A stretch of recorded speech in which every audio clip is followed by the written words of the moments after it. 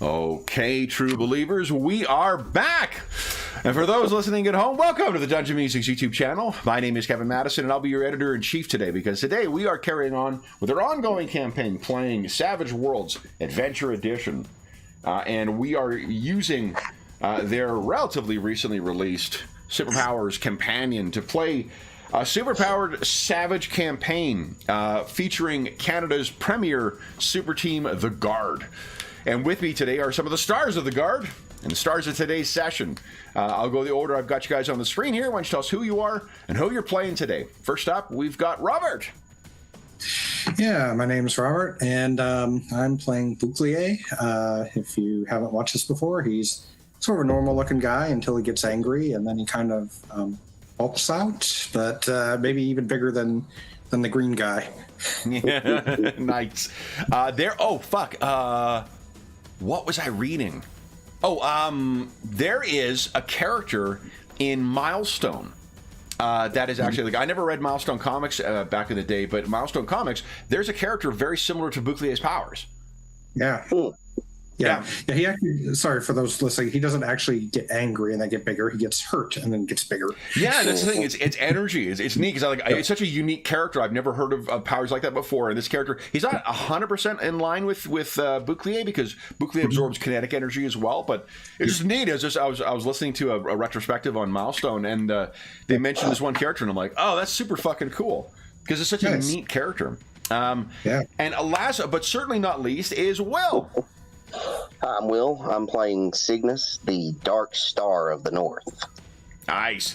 So we were talking before we went live. At the time of recording, it has been a number of months. Not a number of months. It's been about a month or so since we've actually had a chance to play this campaign. And the last couple of times we played were one was affected by tech issues that we were having, so we had a short session, and then the last time was the wrap-up of a fight where a supervillain got away. But what do you guys recall about, in broad strokes, let's bring ourselves back up to speed, in this campaign in general? What have the first 7 issues of this series seen our heroes do? I can bring up some visual aids to help prompt your memory. Yeah, well, we fought a lot of mythological creatures that shouldn't have been working together, and that was when they have the Wendigo were the first guys we saw. And then I think we ran up against the Frost Giants, I was going to say, and their mission seemed to be to take the I'm sure no Canadian would ever forget this. Fortunately, I'm not a Canadian. The ship, the Flying Nonsuch. Yeah. So they stole that from the museum. Turns out they were interested in the journal and the compass. And when you say they, who do you mean by that? I can't remember her. She was some sort of witchy woman. The Bear Man, basically. Yeah, Bear Man, the Wind. Yep. Who was the lady? That's right. Yeah. And she looked like some sort of Norse. I don't know. Would you say that's Norse? To me, that looks Norse, but I'm completely terrible with my mythology. Yeah. So, but yeah, they appeared to be in some fashion using the compass and the journal to find something. We thought that maybe. Oh, this was my hypothesis, that he was maybe going to John Deeve's grave, but. I don't think that was anything we ever figured out. Not as of yet, but what you did find, there was something missing, an original part of the Nonsuch. Do you remember what that was? The whatever was at the tip of the star? If you're finding yourself lost, what would you want in order to get yourself found once again? Compass. Correct. But yeah, I thought I'd mentioned the compass. Maybe you did. Sorry. Yep. Yeah, because that's when who just crashed through the thing, and was that Jeff's character? Somebody just crashed right through the thing, and it. Jeff destroyed the Nonsuch. Yeah, she dropped the compass, and we rescued it, then promptly gave it back to the museum, which turned out to be a bad idea. There was one other unusual event during that first confrontation with the Wendigo and the other supernatural creatures. Let's see if I can. Oh yes, Cygnus's fault. Yeah, it was my fault. And what was that? When blowing up the ship. No, so that's not how. Do you remember how Singularitas first manifested? Yeah, that was in the very first fight, and my powers and Jeff's powers interacted in a not pleasant way. Mm-hmm. And I can't remember if it was our second session or whatnot, but we did also, you guys were not involved with this, but one of your new allies found them. This was Warlock, was your new ally. John's character. Yeah. That's right. And do you recall what they were stealing? Wait a minute. There was a book they stole, a logbook, and they took the So the logbook was taken by the people stealing from Winnipeg. This was in Toronto, is where he was facing them. If you're going to Stonehenge, what are you likely to see? Hippies. Big rocks. Yeah, Correct. the rocks. So some sort of monolith. The Mynheers or the Sending Stones, correct? Yeah. Yeah, that's what they were stealing. Okay. Stole. And let's see here. You guys were piecing together some of the information from that, and you did recover the compass, but what happened then? Well, we were delaying going to get the thing back, having nice breakfast and everything, and then all of a sudden we discovered that they were being broken into again. Did we actually? Yeah, sorry, we gave it back to the museum, and everybody said that was a bad idea. Dr. Caliburn, even the DM laid some kind of not so subtle hints, and we're just goofing off. I don't want to hedge you any bad decision or potential decision for further trouble. I fully support that. Yes. But well, some of us were watching WWE videos and whatnot. We got the call that the museum had been broken into again. We went back. I don't remember who actually stole it. Those were not my notes. Sorry, these are my notes, but that's not what happened. Who broke in? Will, do you remember?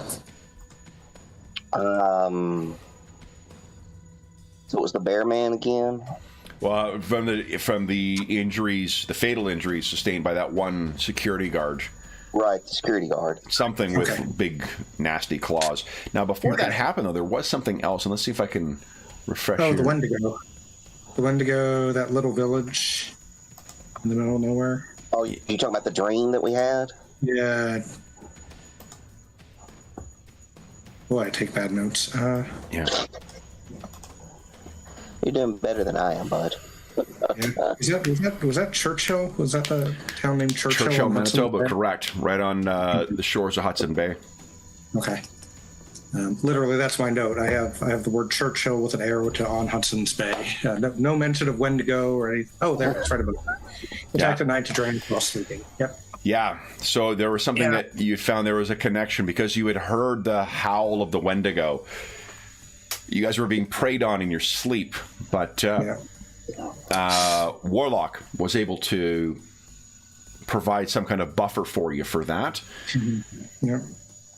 And then you guys saw something on the news, I believe.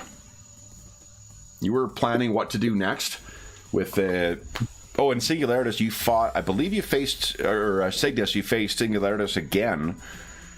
Yeah, I remember fighting him that time because I remember that's where we had to keep John from dying from falling off the building or whatever it seems like.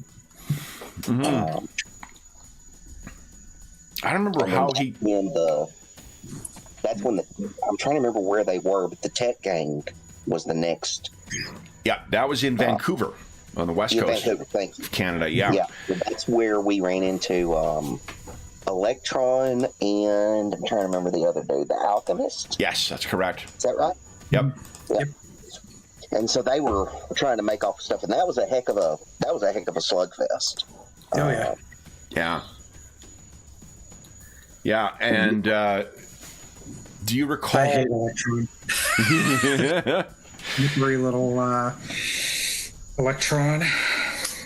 Yeah, she definitely had Cygnus's number for that fight, but there was a extended melee across the streets of downtown Vancouver that eventually led to her escape. The Alchemist and some others had escaped, but it turned out that there was a familiar name who was behind that that company that was affected. Yep. Do you recall what that was? Good old Foreign Fader himself. Exactly, Foreign Fader Industries. So, last thing we saw of our heroes was you guys had returned to Ravenscrag, and you were talking things over with Dr. Caliburn, how best to do this, and I believe he offered to provide an introduction for you. Is that where we were? That sounds roughly correct. Yeah. There we go. But like, if we get introduced to Eric von Fader, how do we approach that? Well, that's something that I think maybe we pick up now is with it is the evening after this, and you guys are thinking about Dr. Caliburn, who let's remind ourselves who that is. Yep. He has said that he was going to reach out to them, and there is something unnatural about the head of Foreign Fader Industries, too. Do you recall what that was? He's lived a really, really long time. Yeah. Yeah. And by the way, quick aside, it's like between Singularitas and Sam Neill on here, I have a feeling this might go full Event Horizon at some point. All right. So then, what for the evening afterwards? What I'm going to assume is Cygnus is in his lab tinkering with his suit. Working on the armor. Yeah. What's going through Cygnus's mind as he is working away on this suit? He's trying to repair any damage from Electron primarily. Seeing if he can, harden anything or figure out any faults.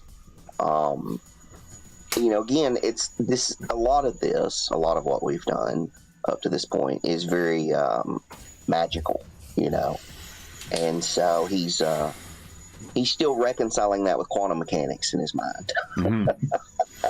So that's what he's pondering, and he's also still thinking some about Singularitas, about what he had said to him at that fight with Warlock. What was it? I wrote down notes on that somewhere. There's also a little bit about you like ending the world or something. Yeah, the Terminus Herald and all that stuff. Yeah. So he's kind of trying to reconcile and think about that, and trying to think about what Singularitas said about that and how that ties into these thefts. So I think, from what I recall, no one else heard that. Right. So has Cygnus told anybody? He probably, I think he probably told Dr. Caliburn. So I think that's something we definitely want to role play out then, because that. So perhaps then it will be now when Dr. Caliburn comes in to the room and he hears, perhaps he overhears you cursing something about like goddamn magic and conjurations and running. And by the way, all of this was happening probably while Bouclier was like pacing the room, because he wouldn't, this is one of the times when he'd probably, try to figure out what the hell's going on, and he's like just pacing the room and saying, Yeah, talk to this guy. Shouldn't we just punch him? I mean, what are we going to do? Walk in the room? And so Cygnus is trying to do all of this delicate work, and he's got this guy in the background. Yeah. So as Dr. Caliburn comes in, he says, from what I understand, while the alchemist may dabble in magics without understanding, your foe Electron was wholly in your area, your sphere of expertise, science.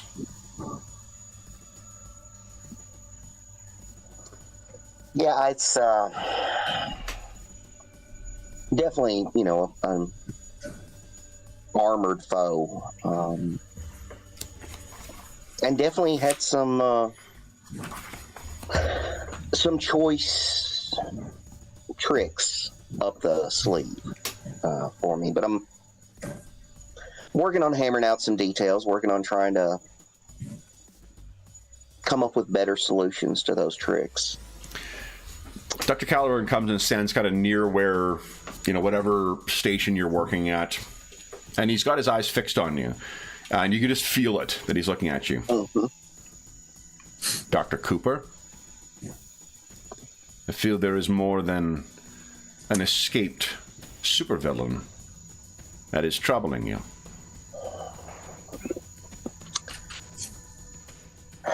I'm still trying to figure out the interaction between my suit's power and mind warps that led to the creation of this singularitous creature. You say creation. In your world, can anything be truly created? Or is it transformed from another state?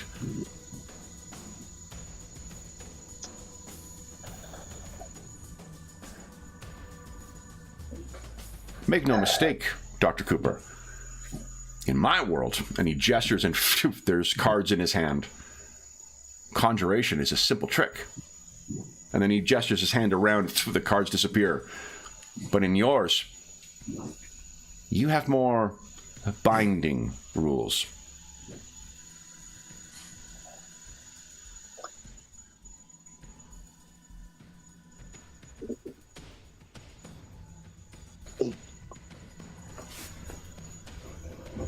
It definitely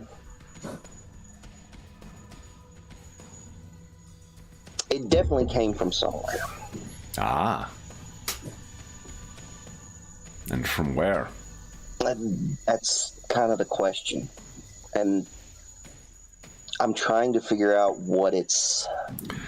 Conjuring demons is an old and recognized craft among conjurers. Are you so certain of where your expertise lies, Dr. Cooper?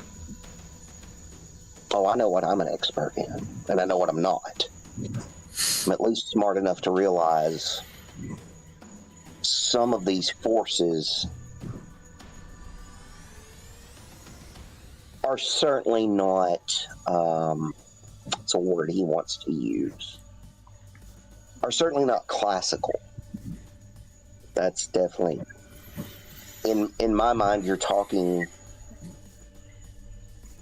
quantum level events. You're talking things in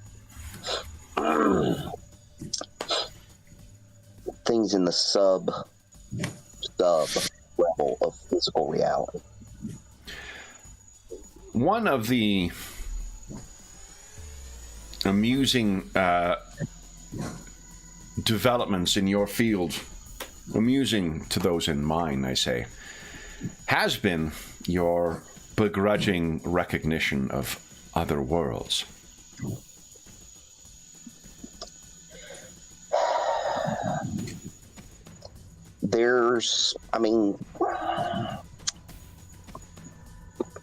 the math holds out. There's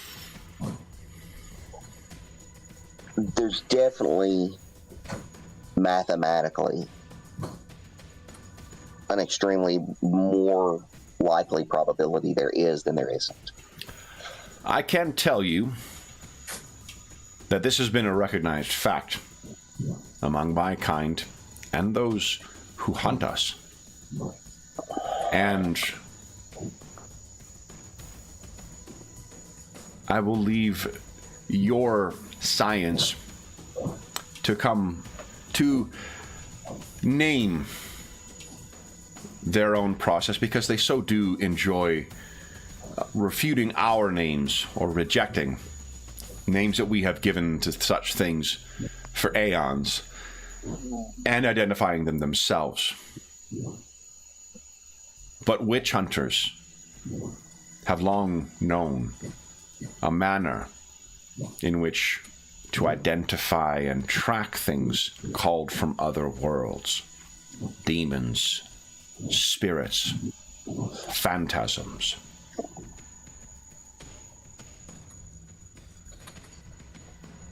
It involves what we would call a scent.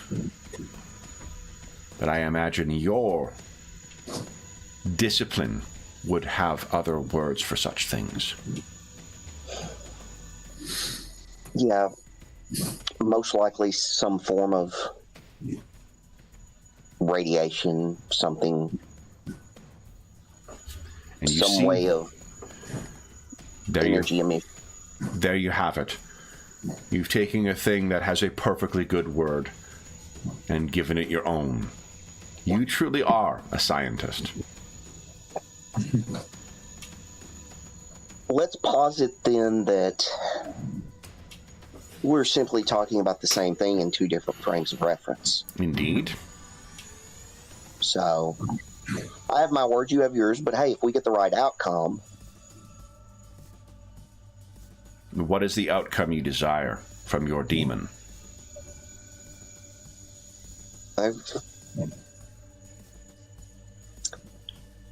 I've got to get rid of that thing. It's my responsibility. I can't have it tearing around, causing chaos and destruction and death. One of the goals of the aforementioned witch hunters is to send such things screaming back to their worlds.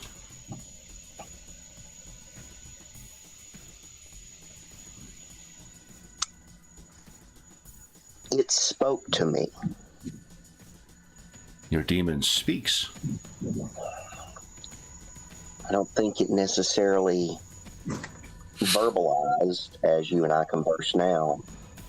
No, such things tend to speak on an instinctive and emotional level. Was it so with you? It showed me a vision and spoke of a bridge to a new world.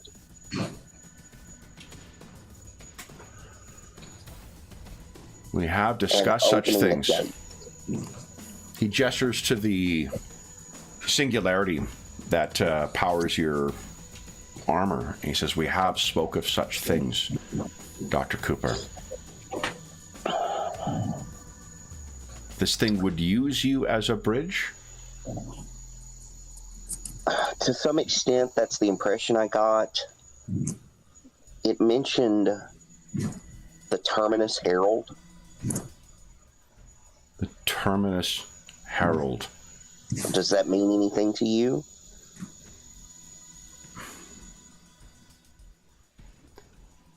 Nothing good, Dr. Cooper. Oh, that was definitely the impression I got. A terminus is an end. Mm-hmm. And a herald is the forerunner of such a thing. Did your demon call itself the Terminus Herald? That's a good question. I don't think it did. I think it was referring to me. from what I remember. So your I cannot- demon has named you the bridge to the end of all things. That's what it desired. That's my impression. That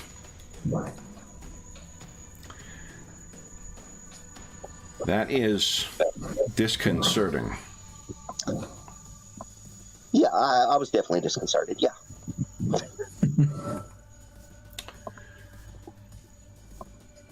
This vision, what was it? Oh, good Lord. I believe it was a destroyed world. Yeah, there was. I remember seeing a blackened world.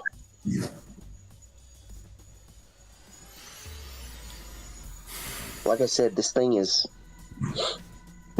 chaos unbridled. And that's what it wants. That's what it's after. Such demons, those that can speak, they can be liars. All, almost to a number, are. But they can also be visionaries, offering you insight into their world. And they can be oracles, offering insight into what is to come. It could be a combination of such things as well. What does seem certain is this is no mere destructive spirit that you have brought forth. This is a spirit with artifice, with a plan.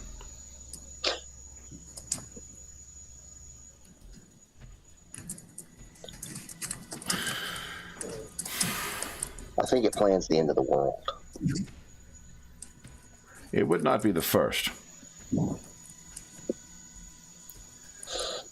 What do you intend to do, Dr. Cooper?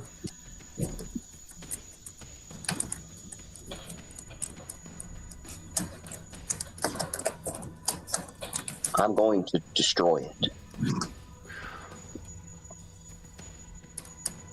How? That's what I'm working on right now.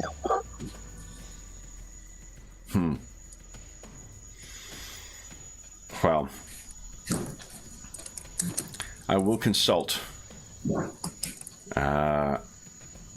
We have many writings on the apocalypse, on Ragnarok, on the turning of the wheel, on the end of the world.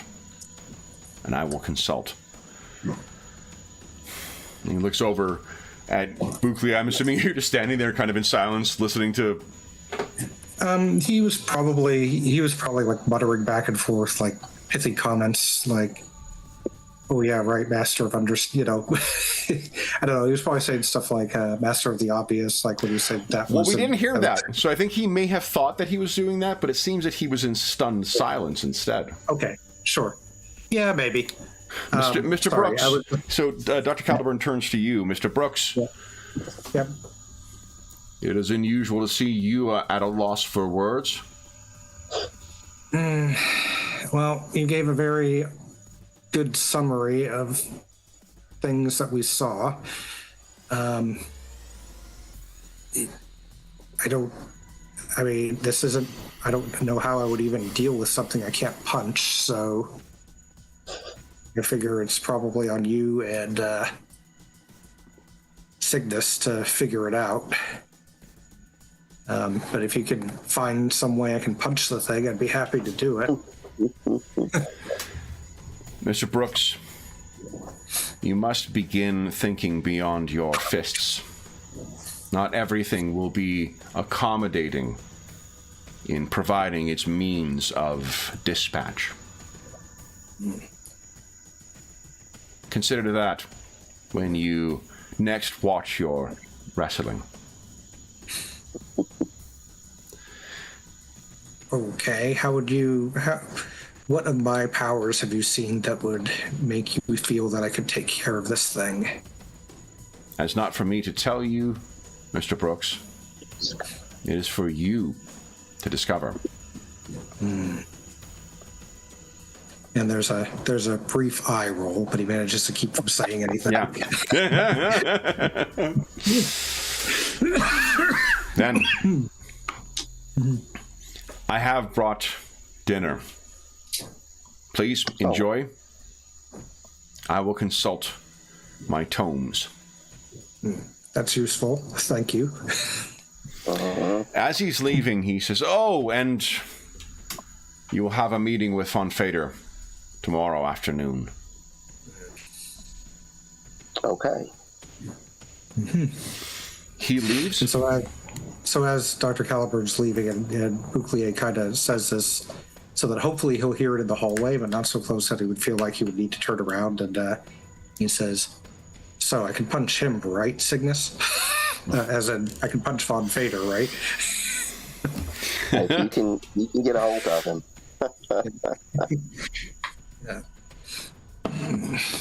Okay. So with Dr. Caliburn having left you guys with 2 plates of some kind of pasta left for you under a plate,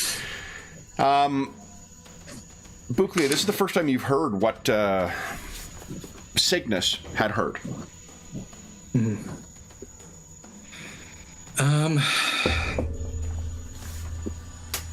Yeah. He's like, well, and he kind of looks at Cygnus, maybe not mistrustingly or anything, but just a little bit like,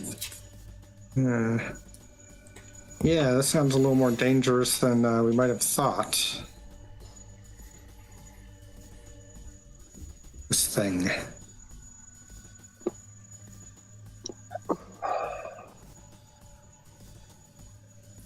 It's... And remind me, he didn't mention... Yep. And sorry, he didn't mention anything about the vision that he saw. Right, well... What do you mean? The vision of basically something that could potentially have been Cygnus over a hellscape of some sort. Well, we didn't get that far into the conversation, but I think I implied enough to where he understood. Okay. Yeah. All right. Anyway, I didn't remember if that was ever actually brought up before. So Yeah. This was the first time I think any of us have talked about it. yeah. You and Bouclier is like, well, I don't have any idea how to deal with that thing right now, so I'm not even going to worry about it. But I'll keep an eye on out for any ways that, as Caliburn so helpfully implied, that I might be able to find a way to use my powers to deal with this thing, or at least help to deal with it. But right now, I don't know what else I could do. Well, we'll figure it out as we go along. Yeah, but maybe we should focus on what we're going to do with Foreign Fader. Yeah, we need to kind of tally some sort of list of like, hey, these are all the things that have happened, and here's how you're involved in every one of them, and what's up with that. Do you remember, just as a reminder, what your why his name came to mind in relation to this? It was something right at the beginning. He was the one who wasn't he supposed to be the one who donated the compass and the journal to 100% correct. Yeah. Right. Okay. The museum to begin the with. journal he did not. Oh, did he donate the journal? I can't remember. He certainly donated the compass, probably the journal as well. In fact, because that was, I believe, some of the only original artifacts from the Non-Such Voyage. Yeah. I mean, we definitely want to talk to him about that. The problem is, if he's fairly well connected to the stuff that's going on in his organization, he'll know that we fought his goons a couple of days ago, or today. Those were his goons, right? Presumably. It was his facility that was robbed. Oh, it was his facility. Okay, sorry. Yes, it was his facility. See, I'm still not. Yeah. This is the bad thing with my notes. That's why we do recaps. No worries. You did, I believe, get a little bit of interrogation from one of the tech mercs. Okay. As well. And you found they were hired, and they were hired fairly quickly for this job. Yeah, it was a fast thing. Yeah. I remember that. All right. Well, then maybe if we have an opportunity to talk to him, then maybe we just be as straight as possible with them. We say, hey, we know that we've learned this stuff here. Do you have anything that you could provide information on? And what might they have been looking for in your facility that would connect to all of this? Yeah. Hold on a second. I have a question from a son. Yeah. All right. Okay. So is the We're also mute him in. There we go. So what does what's Cygnus make of all of this?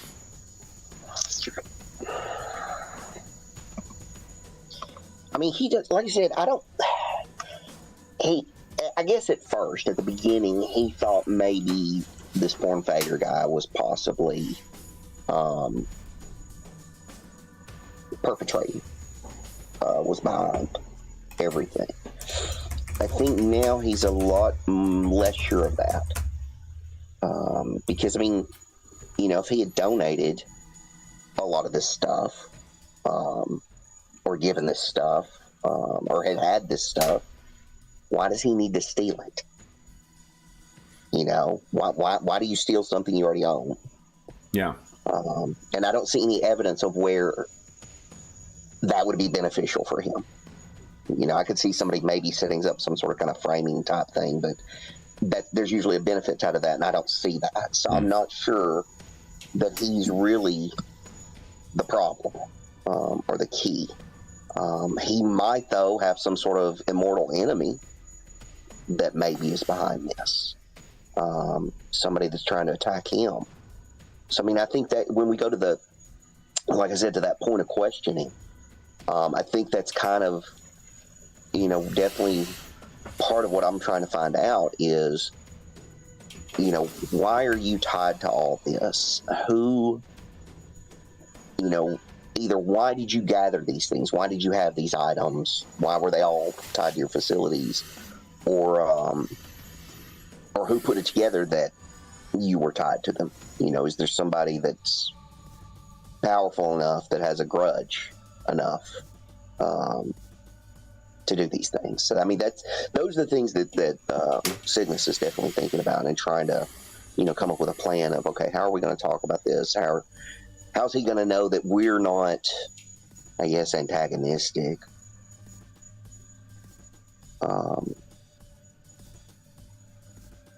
So yeah, so that's really what he's trying to figure out.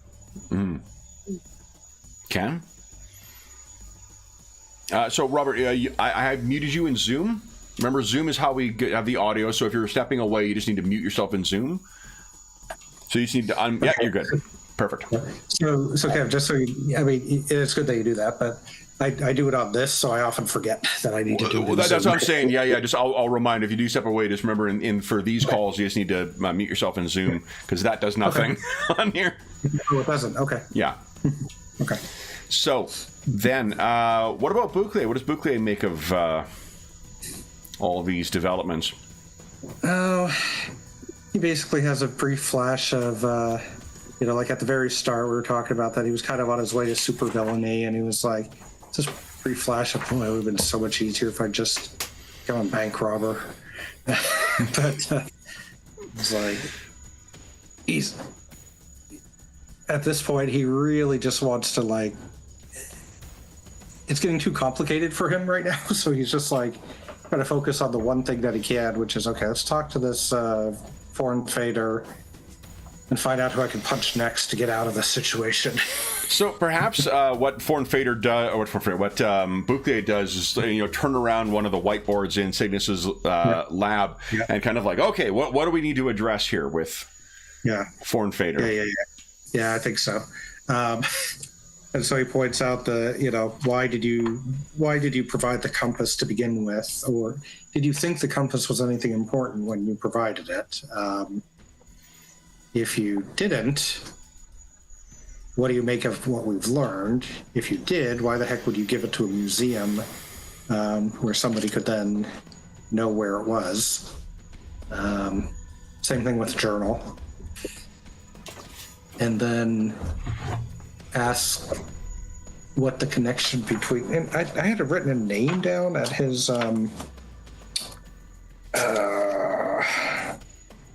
Dr. Elena Byrne. Material sciences. That's what they seem to be looking for, right? This bonding substance was a catalyst, experimental. Bonding surfaces at the molecular level. That's what those tech guys were after, if I remember properly. Yeah. And basically seeing if he could think of any potential connection between what happened at the... So, he'd basically have those two sections separate. There may be a more obvious connection there, though. Do you recall who the two supervillains that you faced? Well, yeah, Alchemist and Electron. Alchemist would obviously be interested in that substance, but he's trying to figure out if there was a connection between... Because as far as he knows, Alchemist and Electron weren't working for the... what do you call it? The lady. So he just wants to know. So he's got those two sections. They're all under Von Fader. Then he draws a line between them, question mark. Would he be able to tell us if there's a possible link between those two things once we give all the information?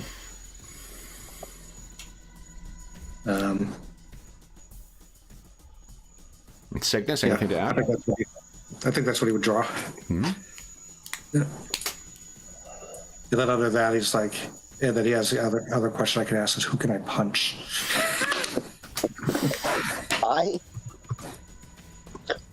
Excuse me. Yeah, I think that's the main thing. What is the connection? Because for us, we see that you are the connection, but you knowing what all those things were, where they came from, how they came to be, what would he see as the connection between them? Yeah. Does that make sense? Yes. Yeah. Yes. Completely agree. And this all makes a whole lot more sense now that I remember that. I had it completely in my head the wrong way, that it was Foreign Fader's goons who were attacking this place. So, all right. Yeah. See, like I said, we still don't have, and I don't know how much you were hearing before, but that's, originally I thought, okay, this is the bad guy, but now I'm like, maybe this dude's kind of a victim, or just, has some other enemy, some other powerful enemy. Yeah, he may not be a good guy, but he may at least be willing to help us solve this problem. Yeah, and he may not have been behind all this. Yeah. Yeah. Mm-hmm. So. Okay. Look, so while he was doing all this, of course, he probably would have been doing this all silently while muttering, and then he turns around and looks at Cygnus, who says, "Anything else I should add to this thing?"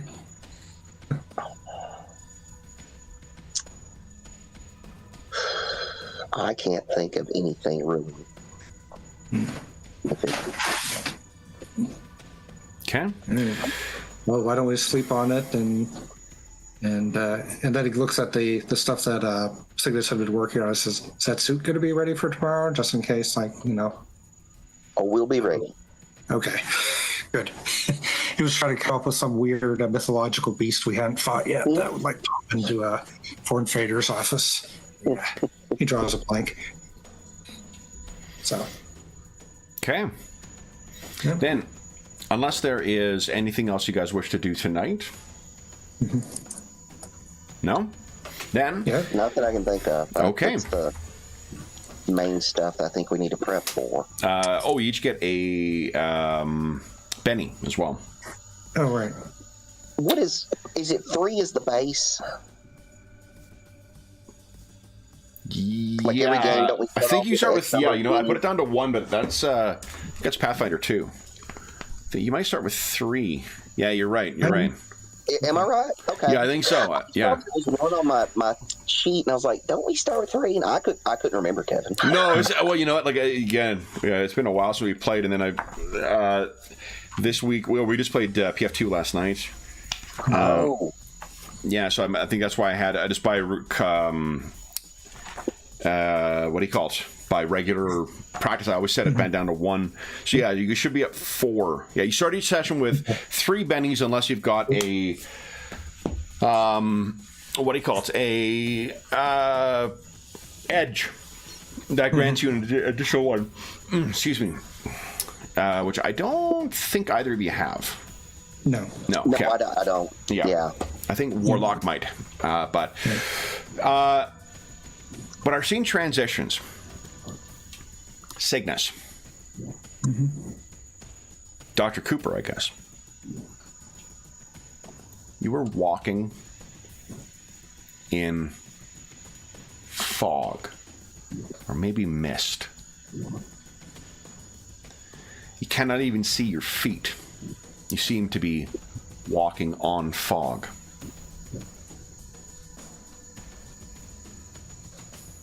As you look around, a shadow moves in the whiteness of the fog. There is an ambient light in here, so you are able to see. It's fairly bright even, but that shadow is unmistakable. It flits around you again, almost like something playing. And then the fog parts ever so slightly, providing almost a pocket or chamber. And drifting before you is Singularitas. Its blue eyes looking at you. You realize you have not a stitch of clothing on. You're somehow walking through this. And as you look down, trying to make sense of this, the fog parts, and you realize you stand, may not be the correct word, but it certainly feels like that, in the middle of a cloud that parts. You are easily a mile up, and far below, there is a teeming city. You rarely get to study cities from this direction, so it's difficult to say which, but it's big, and there is a river moving through it.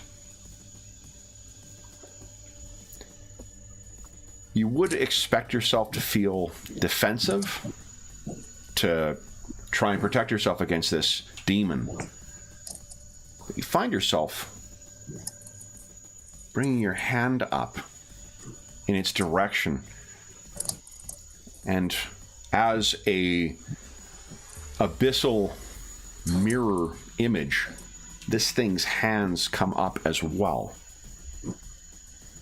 matching your movement and drifting closer. As you get closer, you know you should be afraid, but you don't feel that. And so your finger touches its taloned digit, and it begins flowing over you as a viscous fluid being poured over. But it is neither cool nor hot to the touch. It simply feels part of you. as Singularitas disappears and reforms around you, looking down, a very formidable looking suit of armor forms. Very different, but somehow similar. And a single point of power is the last thing that forms as those two blue eyes mold together and shift to red. And you feel a connection and power through the suit unlike anything you have felt in yours. In fact, you surge forward. It's the sensation, moments, that surge of nausea that precedes regurgitation, the uncontrolled expelling of something. That is the feeling that runs through your entire body in cold panic. What do you do? Hell. What now? What am I still kind of in this cloud? You are drifting above a city, and somehow you can see clearly down by simply focusing. There are tens of thousands, if not millions, of people below you.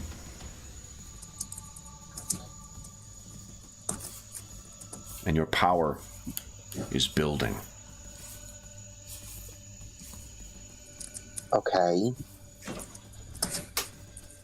So let's see. Well, can I actually fly? Can I move like I would in my suit to fly? Activate your jets, you mean? Yeah, something like that.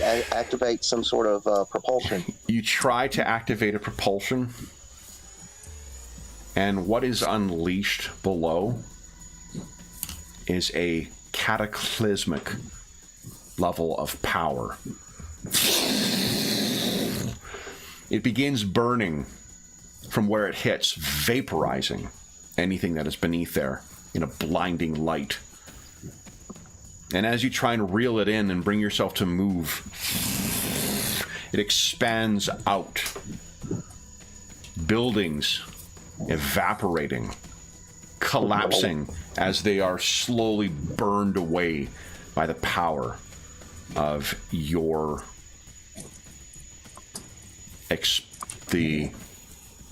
blast. What is Cygnus doing right now? Oh, he's freaking out. I mean, he's Gosh. That is when you wake up. Yeah. You're in bed.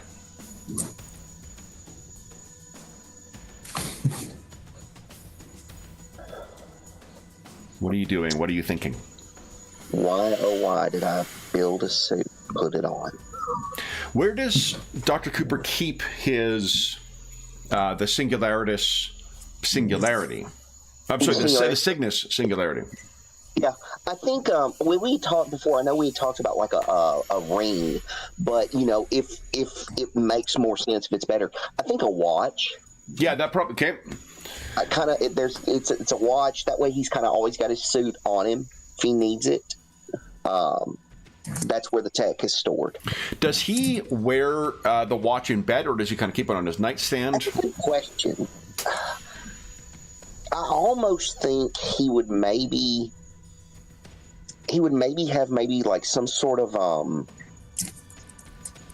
not like a safe, but some sort of device that he sets it in where it's kind of maybe protected. It's not on his person, but it's definitely not going to be easy to access. Okay. Does that make sense? Yeah. Do you think maybe like an enclosed kind of like charging station type thing? Yeah, I was almost kind of thinking a charging station, which obviously, I mean, that's counterintuitive. Yeah, exactly. but yeah, something. Yeah, you're in the same mindset I am. Yeah. Maybe it stabilizes, right? Like floating there in this little kind of cage. Who knows what sort of like stuff needs to be bled off from it at to keep the singularity stable. So maybe it's not so much it's powering; it's just that it's stabilizing by bleeding off some of the. Exactly. Okay. So you look over and you can see what do you think the docking port, we'll call it, looks like? It's kind of. I'm thinking it's kind of almost like maybe a flat plate, and it's got 4 posts on the corners, and the watch just kind of suspends there, because of the gravity, and it's just suspended in between those posts, and maybe periodically, there's energy that goes from the watch to the post, vice versa. And does just something like that? Does it typically just sort of like hover there as if suspended? Yeah. In a perfect equilibrium. Okay.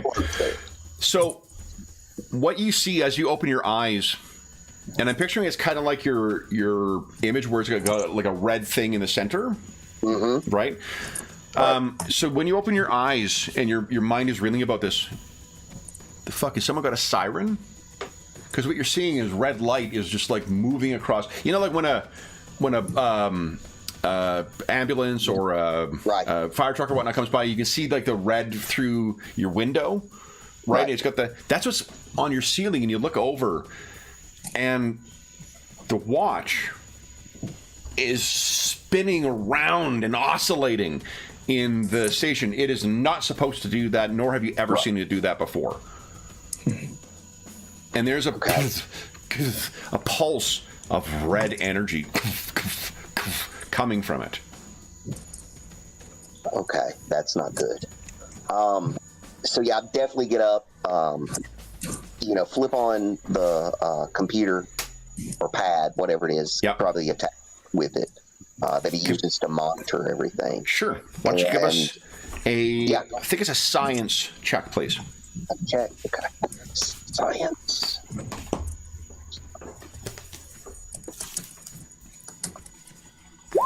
Nice. There we go. Success with a raise. So what you can see, there is a increase in a very specific kind of energy going on here, and the raise. The last time that you saw these specific readings or something similar to it was when you ran a diagnostic after that fight in Winnipeg, where Singularitas first arrived.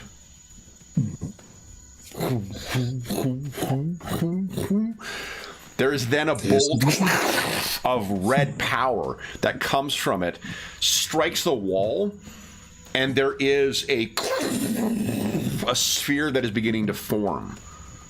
Bukli, would you give us a notice check, please? Yeah. Just wondering if he heard anything while he was... there we go. Sorry, I had to open the character sheet. Oh, of course. I don't see anything in the character sheet. Let's try again. There it is. Yeah, he's there. Okay. I got it, and I got notice, which is not great. No modifiers? No modifiers. Look at that. Oh, you got your conviction on. Wow. I have my conviction. I mean, you still... Yeah, which is right. But still, you rolled a 4 on the first, and you rolled an 11. That is a bona fide 11 on your wild die, so that is no problem. Okay. So I think that Bouclier... There is a... Oh, that's weird. What do you think you're doing? Are you sleeping as well, or was he sitting up? He's probably. If it's light enough, he's definitely sleeping. Okay, so you're sleeping, and you're unlike Cygnus's, fitful slumber. You have a complete, restful sleep. Yep. But you're woken up, and you're just like, oh. And at first, you have a brief moment of like, did I wet myself? Like, that's a weird. and I don't mean that but only in the sense of like, well, that's a really fucking weird sensation. And you're immediately thinking, you're like, well, no, it's not. there's something really fucking weird, because if you got that tap into different kinds of energy, and there's something really weird going on in Cygnus's room, which adjoins yours. And that's when you hear the sound of tearing, the very unique sound that probably only superheroes are like, where you hear the sound of you can hear the sound of energy kind of cascading across something, and there's a loud thump against your wall. Something is going on in Cygnus's room. Okay. So let's give some order to this here, guys. Anyone have any edge that will affect how many cards you get for initiative? No. Yeah. No? Okay.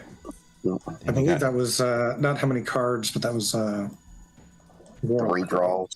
No, it was Jeff's character, I think. Yeah. Oh, yeah. Jeff's got, he's got, I can't which one, if it's quick or the other one that he gets to, Okay, so that's where you guys are, and let me just put down for the event.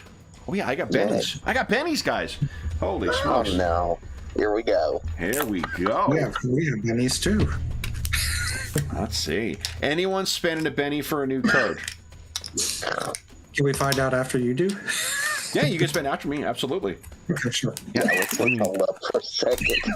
Okay. I'm not changing if it's as is. Yeah. My 5. Yeah. That's about as much as I'm going to spend. So then, Bouclier, you want to go after though? Can I delay? You can, yeah, absolutely. Remember, just as if we were playing in person, you just hold your card and play it when you want to. If you're interrupting someone else, you just need to beat them in an agility check. Okay. Because, but this is metagaming. I'll do what he would, which would just charge in. Okay. So you leap out of bed. The metagame would have been wait for something to appear and then be able to hit it. So you leap out of bed, you throw the door open. I think by using both of your action and your move, you'll be able to sort of throw the door open to Cygnus's room. Yeah, his first reaction is, this ain't good. Yeah, and you can see what he sees. There's a glowing ball of reddish energy. Cygnus, what are you doing? I'm going to try and grab the watch. Sure. Why don't... So Bouclier hasn't found any pajamas that actually really fit his new body. I mean, I know the way it is, so he's we found a singlet that fits, so yeah. So Cygnus, you would you give us an agility check, please? Okay.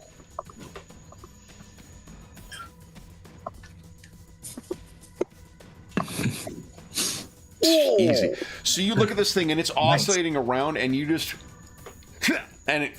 you manage to grab it, and it hurts because some of the power kind of coruscates over your hand, but it does not. It doesn't cause any actual damage. Good. And you've got it in your hand. It feels hot, and I can't think of a good time when a singularity concealed in a technological apparatus should feel hot. Yeah, that's not a good thing. Okay, so you grabbed that thing. Then on this thing's turn, or on my turn, I should say, the sphere begins falling away. And what you see, crouched down, superhero pose style within that, on one knee, one hand dramatically back, the other one forward, it is a black armored form. But this is, it looks like, honestly, it looks like someone who's really into steampunk who wanted to do a version of Cygnus, because it has a single thing in the eye there. It has a much more kind of like a converted Gothic knight's armor, but with all the little extra accoutrements and whatnot that makes up with steampunk technology. And it moves much. It's much bulkier than what you are when you're in your armor. But this thing crouches down, and as it retreats, it looks over at the room. It sees you, Cygnus, and then it looks over and sees Bouclier. And when it sees you, Bouclier, it says something. in what sounds like something that, in Tabuclier's mind, like this sounds like an extra from Downton Abbey. And what it says is, "Villain!" And Villain? power is beginning to form in its hand, and it's about to gesture towards you. You said Finnan? Villain! Villain. Aha. And we're 8 minutes early, but why don't we take our mid-session break now? And then we'll come back and see what happens next. So for those, We might have another penny by then. so for those listening at home, we'll be back in about 5 minutes. All right.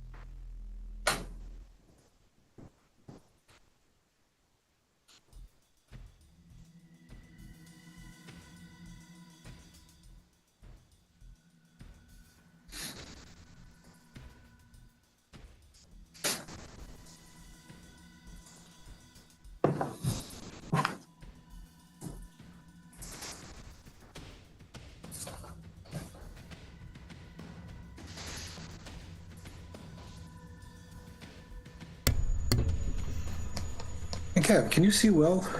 Will's got his camera off right now. Okay. Yeah, he's just hold on. I can't see you right now, but let me hit reconnect. Okay. Yeah, I did a refresh just so that I could see if that worked. But Would you mind hitting reconnect on your side? Let's see if that works for you. Because your camera was working earlier. it was, like I said, I did a refresh, so it might be. Would I do that under audio video? Yeah, go to audio video. There you go. Got you back. Okay, got it. Then you just need to mute yourself in Roll20. Yep. Yep. Perfection. We'll just having a small issue, so he's going to be a minute or so. Okay. So if you have any more interest in finding other mythological creatures to throw at us, this is... Yeah, I saw the ads for that. Yeah, this one is particularly like the Silk Road, so stuff's like Persia, Iraq, stuff like that. Pretty cool. And then this one, I've discovered, like, I've seen Appalachia is starting to get some... I didn't, I mean, this is Monty Cook. I don't really like the system, but it has a lot of lore and stuff in it. Based on, I was actually listening to that that podcast that's based on earlier this week. I listened to one or two things. It's good. Like, it's very the stories are very formulaic, I found, and like there's nothing wrong with that, because I mean a lot of horror stories or comics are very fucking formulaic, but I just the settings seem very fucking cool. There is a. So I lost you again. Your camera for some reason stuck on my side. You froze on my end, so I will reconnect for that. There we go. Okay.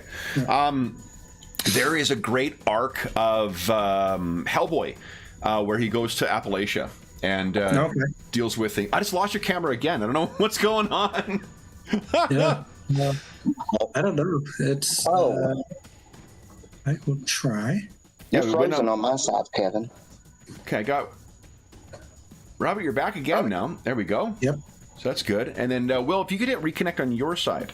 Yeah, I was going to say, you're frozen on my end, so let me do a reconnect. Yeah. Gotcha. Let me mute myself. Okay, so we got everyone back here. Yeah, sorry about that. No worries. Yeah, well, I was just trying to give him some more ideas of mythological creatures to throw at us. Yeah, that's cool. That Historical Arcanum, I'll be interested to hear what you think of it, because like I saw that they had advertised, I think it was the Crusader one is the one that I got the ad for, and then I looked into it and I'm like, oh man, like there's an Istanbul one or Constantinople. Istanbul. I got the first two. The first two. I'm not as much interested as in the Crusader one, but the other one was really good, and I mean, it's 5th edition, so they spend a fair bit of time on classes and whatnot, but almost all of it is more of a fluff type thing. Yeah, so they're quite big books too, aren't they? Pretty decent. It's 280 or something like that. The Appalachian one's a lot bigger. It's about, let's see here. Looks like it's about 250 pages. Okay. Yeah. Well, I guess the way that they said is that it's each of the different things kind of feeds into one another. So like the Crusader one provides backstory for the Silk Road one, and that ties into the Constantinople one. So cool. The art looks amazing in it as well. It does, although there's not as much art in the thing as I would like. Like there might be like a small piece of art every few pages. So that's a lot of text then. Yeah. The art is good. Yeah. But there's not as much of it as I would like. Are they Turkish authors as well? I thought that I saw on their website that just be the names did look these are definitely not English names. Sarp, Duyar, Daru, Berkman, Mehmet, Onur Kart. Yeah, this is so which is interesting. Yeah. I don't know if they're all Turkish or not, but those definitely We'll definitely check it out. And let me know how Gods of Old, was it Old Gods of Appalachia? Is that what's called? Yeah. How that is too. Like again, I'm in your same boat too. Like I'm not I'm not a fan of Cypher. It just doesn't click with me. And I gotten burned on too many of Monty Cook's Kickstarters, where like we barely get the shit delivered, and then suddenly it comes out in a humble bundle. Yep, but a fair bit of this is mythology of like Virginia, Pennsylvania, and I'd say maybe half of the rules maybe even less, like maybe a little between a third and a half of the 400 pages is actual rules, and then everything else looks like mythology and or fluff. Well, it's funny because it came out, that Kickstarter was around the same time as there was a similar Kickstarter for Savage Worlds for an Appalachia-focused horror kind of, thing. Yeah. I think DCC might have had the first one that I recall was the Chained Coffin. And I hadn't realized that was Appalachia themed, but... Yeah, I've got that box set. It's good. Yeah, the DCC? Really yeah, the Chained Coffin that they did. Gosh, that was one of my earliest Kickstarters way back in the day. That might be, it's ringing a bell. Let me just double... that actually might be the name of the Hellboy and the Chained Coffin. Yeah. Really? Yeah. Huh. Yeah. Yeah. It's a neat little adventure. It's a neat little setting.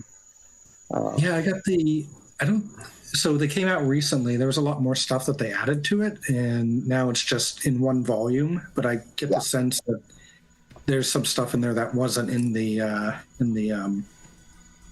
box set. They released, they did the Peril on the Purple Planet, and they did the Chained Coffin, and then they would release these digest-sized kind of little adventures in the same setting. And I think some of that stuff, and maybe some of the stuff from like their I can't remember if it's convention or annuals or whatever, but they put some of that stuff in the hardcover as well. Yeah.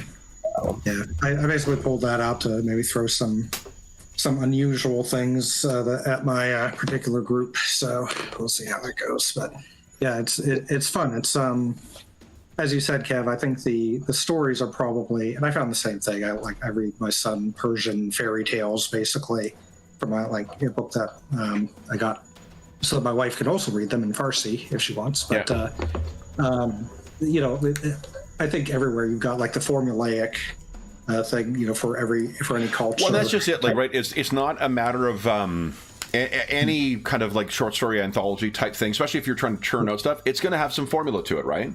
So that's not necessarily a faulty thing, and it's kind of fun. It's just the combination of the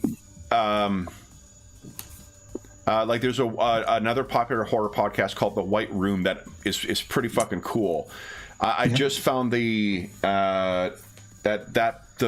Old Gods 1 didn't land for me because it felt too intentionally folksy, and it could very well be that this is how I don't know, everyone in Appalachia speaks, I guess, but it just seemed like, you know what it is it, and I know it's not the same area, but it honestly sounded like if fucking Foghorn Leghorn was narrating the thing, where it's just all these overly flowery language and stuff like that, and I'm like, this is...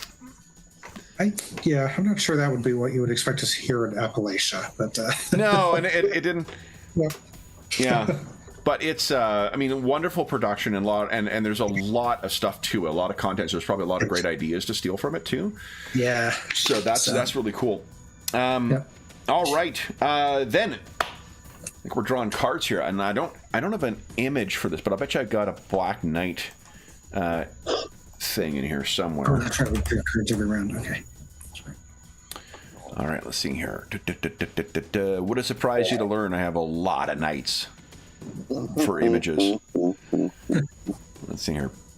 Plague Knight, Mohawk Knight, Cyber Knight, Water Knight, Saxon Knight, Blonde Knight, Female Knight, Ginger Knight, Hell Knight, Old Knight, Moon Knight, Ash Knight, Winged Knight, House Knight, Father Knight. You could have Moonless Knight and just make the screen black. Let's just use this for now. And almost kind of car style, that I think that's slit. There's like a it kind of runs across, but has a beam in the middle. Knight Industries 2000. Exactly. Yeah. All right, so let's draw some cards here. All right, so Bouclier, you have a Queen of Diamonds, pretty good. Sickness, Queen of Clubs, all right, pretty good, respectable, and a 4.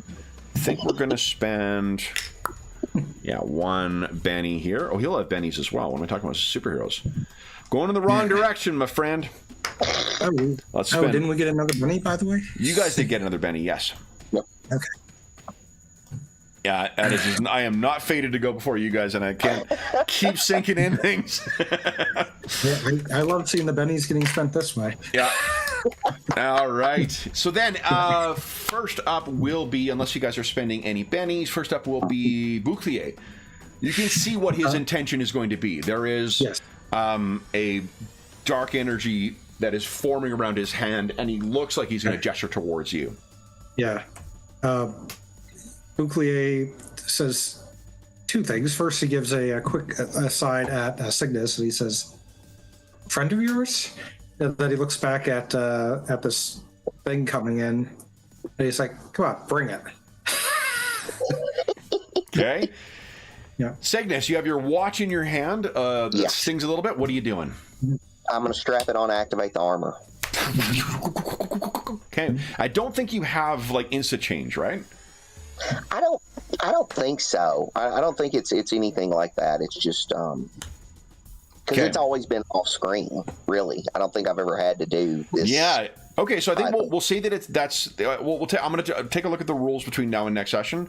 But I think that we'll say that's what happens this round. You got yourself fully armored and powered up and whatnot. All right.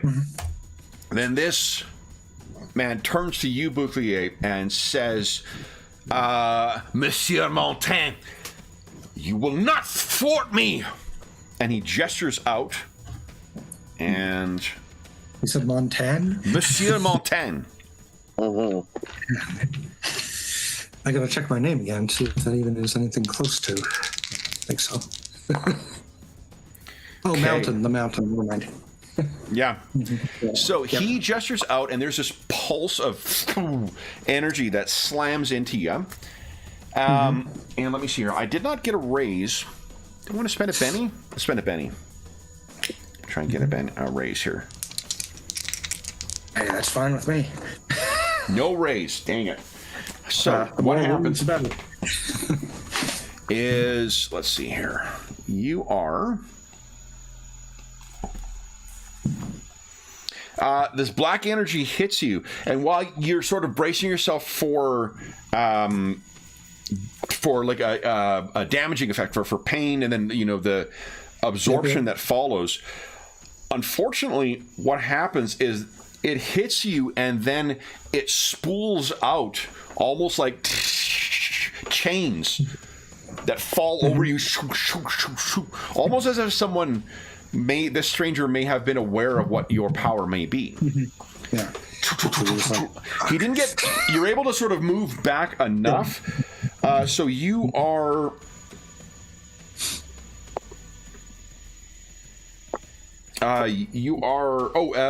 this is also an opposed... Athletics. Give us an athletics check, please. Forgive me.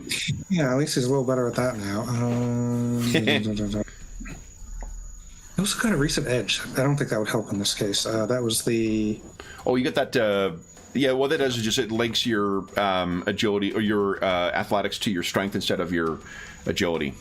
And there's something else. It doesn't look like I have it. Maybe I didn't have the what was it called? Brute.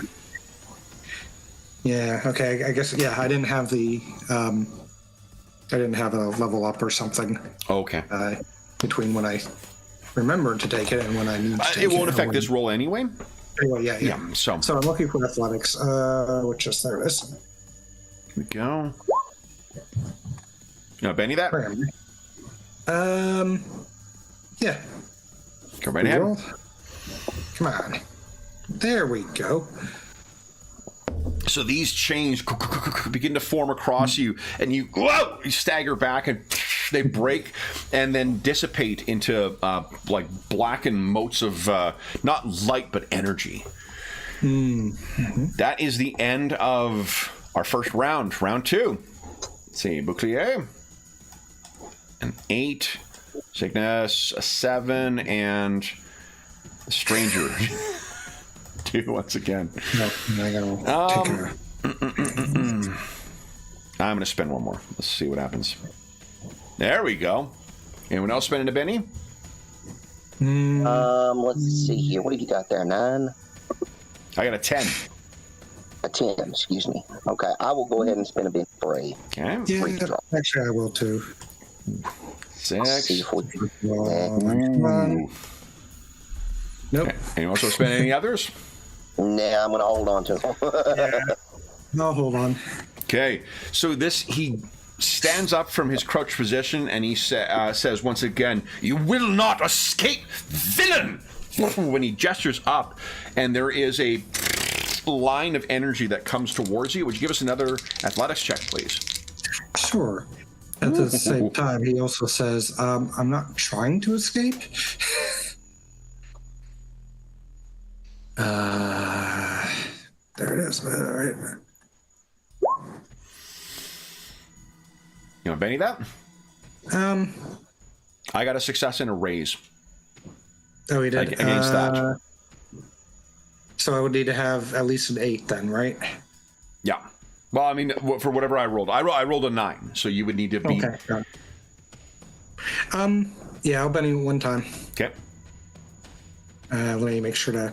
I'm putting that in there now, so actually that's 2. You know what? I'm not going to Benny it because that was... So as this pulse going across the ground hits you, it spools out, and you are now bound and entangled because he got a raise against you. Yep. And what you can feel is you're having a great deal of difficulty concentrating. This is not going to be a matter of exercising strength to break out. It will be exercising spirit. Okay. Okay. Yep. Okay, so then it is... so you are bound and entangled, which means... Let's see here. Let me check my GM or Marshall's screen here. And I know this has changed in the newest edition. They changed the bound and entangled rules in every iteration of Savage Worlds. So, can't move, you are distracted, and you are vulnerable and can't take physical actions other than trying to break free. So... Okay. Would you give us a spirit roll, please? So, and I'm going to click my vulnerable and distracted buttons. Yeah. Right? Okay. Yeah. He manages to get out. I'm not trying to escape. I mean, I am trying to escape this, but... No. You want Benny that? I will try. Okay. Hold on. -1. Oh. And reroll. Come on. Not that. I should have definitely done that on the first one. No. Okay. So you're kind of trying to escape, and there's just this fog in your mind that is distracting you. Cygnus, you're up next. What are you doing? You're in your armor? Yeah, I got the armor on. I'm going to go ahead and just... I'm just going to blast this dude. Go right ahead. He's attacked my boy. Oh, good lord. You want to bang that? Yeah, I want to be that. See, that's why I didn't... That's why I was like, you guys now share a bedroom. Come on. Oh. Remember, you can Benny as often as you like, so if you want to spend another Benny, Savage Worlds is not like PF2 where you're restricted to one. Spend one more and see if, by God, anything will happen. There you go. That is a hit. Go ahead and roll damage. All right, come on. I was going to say, this was looking very much like our battle with Electron. There we go. I can take another one of those. As soon as your dark energy blast hits him, the red collapses underneath.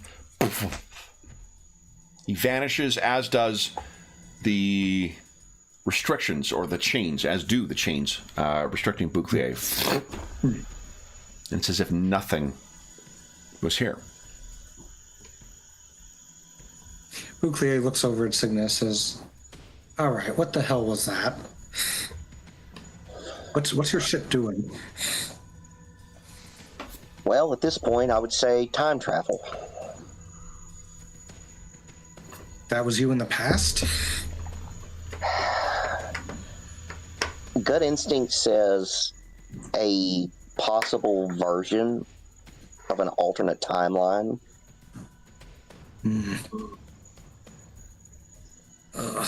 Interesting, though, that he thought you were a bad guy. Well, with all the complications going on, it's looking like that might have been the way to go, but I'm going back to bed. Yeah. Tell me about it. So he turns and back to bed. heads back to bed. Yeah. Cygnus, your armor goes back into your watch. What are you thinking? I'm thinking I need to run some diagnostics on this son of a gun and figure out what's going on. So are you running that instead of sleeping? Yeah. Okay. So what? Why don't you give us a science check once again? Science. It's pretty good. Not a raise, but it's pretty good. Let's see here. Can't. Oh gosh. Oh, wait a minute. Doesn't your genius add a +1, or is that already in there? I think genius allows me to re-roll it. Oh, yes. That's what I'm trying to remember, Kevin. Yeah. So I get a free re-roll. Yeah, go right ahead. There you go. All right. So what you're running these diagnostics, you've got your pad there, maybe there's a desktop computer or a holographic display. I mean, this is your superhero, so you can probably afford stuff that looks cool on camera. hell yeah. What you're seeing is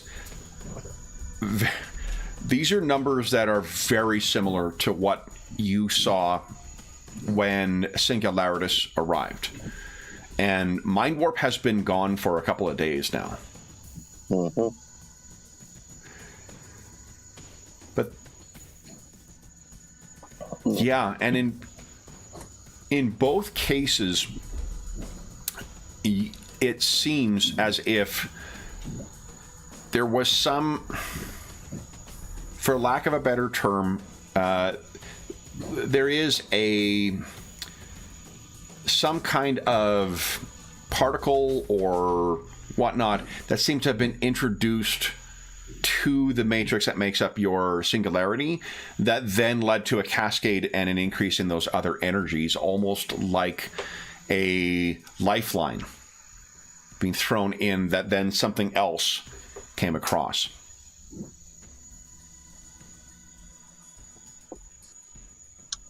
Well, that's definitely interesting.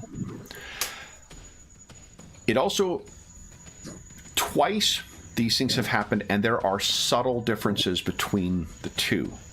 Mm-hmm. You think of what Dr. Caliburn said about the scent that witch hunters follow. Using that metaphor, these smell differently.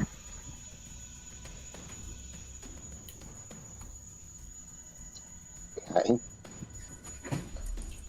Let's see here. Is there any way I can pinpoint the signature? Not with the apparatus you have here. Okay. Okay. But it's certainly, if you had access to more advanced scanning, or perhaps with the assistance of someone who had expertise in apertures, dimensional apertures, Like the old guy down the hall? Mind Warp in particular. All right, we'll work on that tomorrow morning. Okay. I just want to make sure the thing was stable at this point. It is, but the instability seemed to come with the introduction of that particle, almost like someone putting a key in and then accessing it. You're not sure how that got in there, and at present, you're not sure how you'd prevent it from happening again. Right. Okay. All right. So, what do you do? I'm good. I guess we'll go ahead and at least now try and get whatever's left of sleep. Okay. So you're able to get yourself back to bed. It's probably like quite early. So fortunately, your meeting with Foreign Fader is not until the afternoon, and there's going to be no travel time thanks to Dr. Caliburn and his portals in Ravenscrag.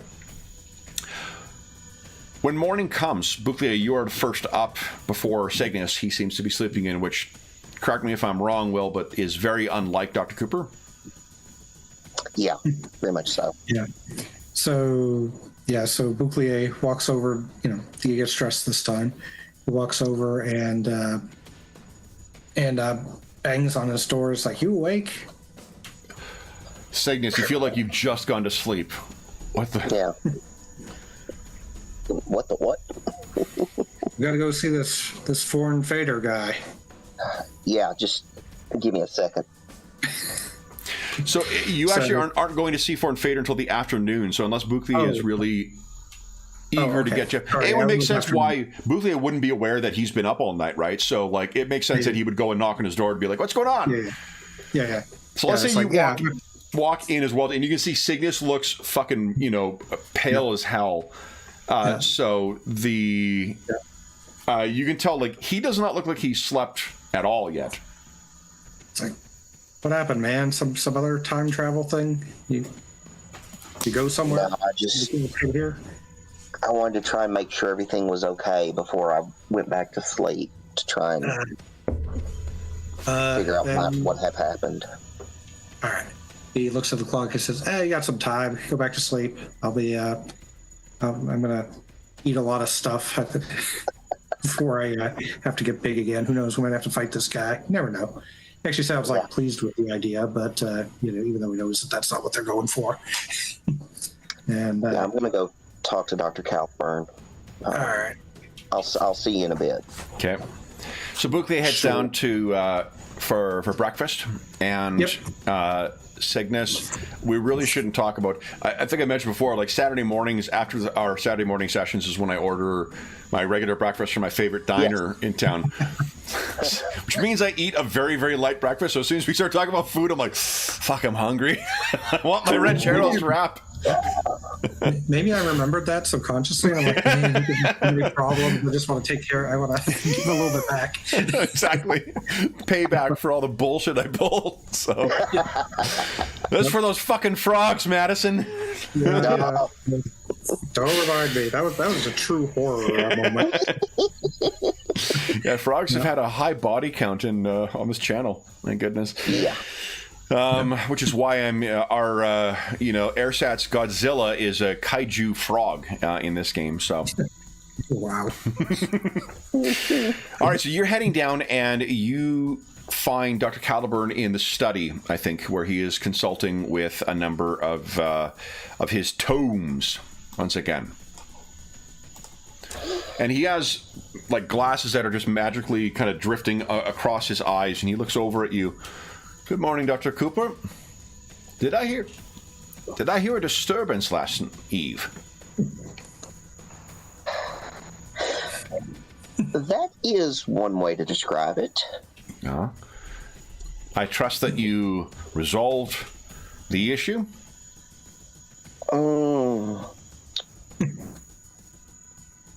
The symptom, yes. But the cause? I see. I need to talk to you about that. He gestures and his seat kind of moves on its own accord. Please, have a seat. You look as if you could use coffee as well. My coffee would be good. On the stand, you can see he's already got like a silver chalice of coffee, and there's a couple extra mugs there, so you're free to pour it for yourself. And did you see? And Bouclier actually does walk in about this point, but just with a plate of breakfast. He puts it in front of Cygnus, and then says, "All right, you guys have a good chat. That stuff hurts my brain. I'll see you when we're ready to go." Okay, so the Dr. Calburn looks and he says, "It seems Mr. Brooks has taken to being a team member quite well." Yeah, I think we work well together. I agree. was last night. a return of your demon. No, not exactly. So I tell him, first of all, about the dream. And what I saw and what happened in the dream. But then I'm like, I woke up from the dream and... Before we go on for the dream, he does have questions. Yeah. Go ahead. The dream. How did it feel?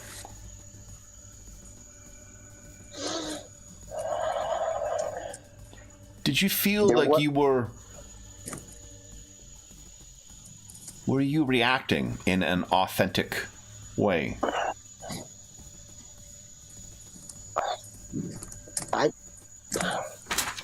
I would say yes. My immediate thought and attempt was to get away from where I was. Was to... When your demon reached out towards you, how did you feel? Mm-hmm.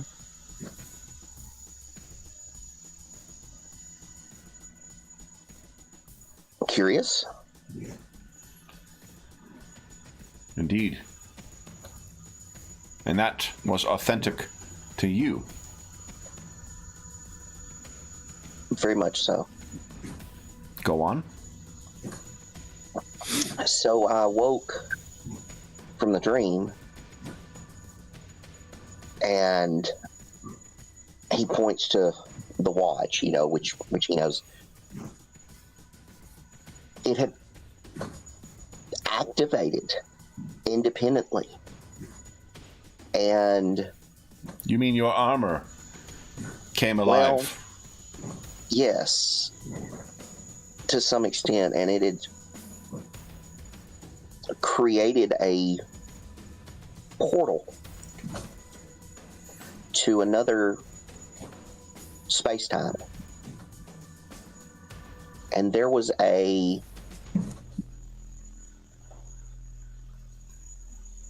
character in armor resembling mine, but archaic, diesel looking. And at that time, MacLeod arrived and it attacked him. So I donned the armor and it attacked. Blasted it. Yes. It attacked Mr. Brooks. Yes. It formed these chains that bound him. And so at that point, I felt the proper response was to attack. And when I did, it vanished. The portal vanished. And so I set about doing some diagnostic work and trying to figure out what had happened. And it appears that something external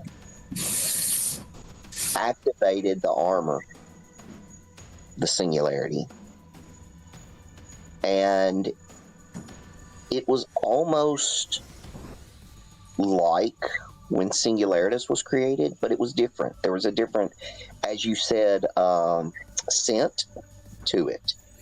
You use that phrase again, created. Might I suggest a more appropriate phrase? Maybe summoned. Summoned, manifested, created. A change was wrought.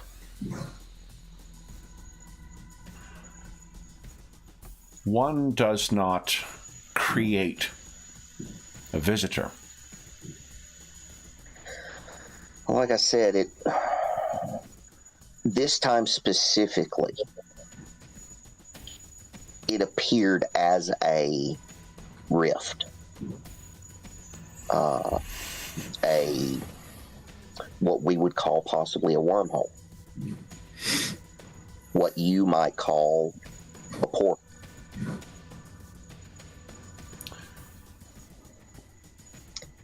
But as I said, it was different than the manifestation, the arrival of Singularitas. Similar, but different. When you struck this thing with your power, did you feel that it was destroyed?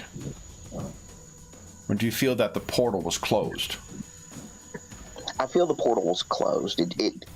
Yes, it was a strong blast, but it wasn't enough to destroy something unless it was a, what would it be? Unless it was a hologram. You said that this creature it entrapped Mr. Brooks. Yes, it spoke in a British accent and referred to him as Monsieur Menton. A British accent, you say?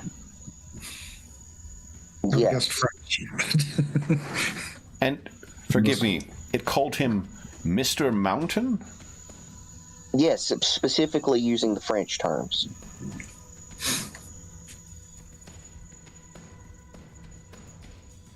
So,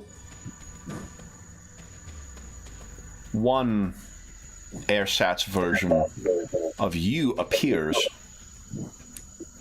and an AirSats version of Mr. Brooks is referenced. Curious. Very much so. I know you insist on sleeping with that thing next to your head. I wonder if this door was being forced open, whether you sleeping next to it may have inadvertently been exposed to whatever lies between the worlds.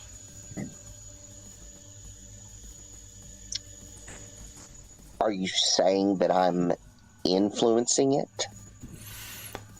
I think more the reverse. It's influencing me. As I said, demons can be oracles, they could be liars, but can also be visionaries. Perhaps what you saw was not a figment of your imagination, but insight into what lies beyond your portal. One such thing, at least. What do you think this thing was that came last eve?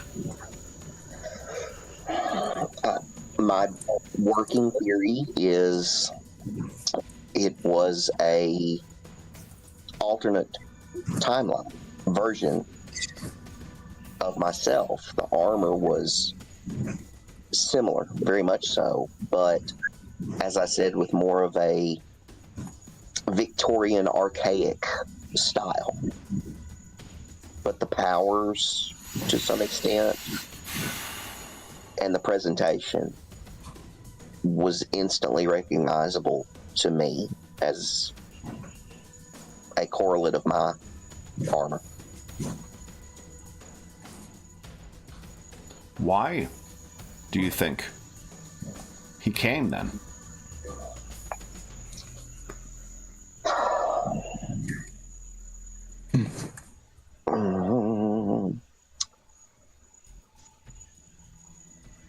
I think it's just random probability. I feel it could have been any number of alternate timelines. What makes you think that? Math. Well, did he act as if his travel was unintended? I don't think we had enough time really to get to that point. As soon as Bouclier heard the commotion and came into the room, he sprang into action as if he knew or thought he knew who Bouclier was and felt he was a threat. So he had the wherewithal to see you, to see Mr. Brooks, and then to take action against Mr. Brooks. Did he seem surprised to see Mr. Brooks?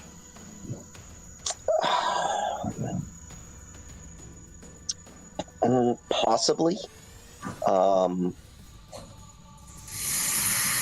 Buckley, we can assume you've been listening in as much as you said, like, I don't want to hear this stuff. Maybe you're in the kitchen kind of listening to the stuff. Yeah, So. I think, because I was definitely beginning to think I should be in the room. Yeah, like if you want, so you can feel free to kind of walk in with a half-eaten plate, Yeah.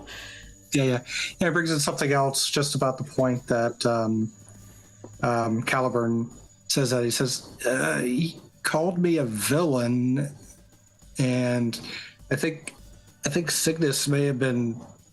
so maybe he was trying to get into his suit, so maybe he didn't hear, but he said, "You're not going to escape." And that's when he threw that stuff over me, which seemed very tailored to my powers. As if familiar with, if not you, a version of you, Mr. Brooks. Yes. Did he seem surprised to see you? I honestly wasn't paying attention because I assumed that whatever was going to come out would be dangerous. He called me by my name. He said I wasn't going to escape, and then he threw that thing over me. I guess if he were surprised, maybe. Yeah, I'm kind of halfway on that. I don't think he was surprised. Then why choose to attack you and call you out as villain, and not you, I don't know. a more vulnerable foe, Dr. Cooper?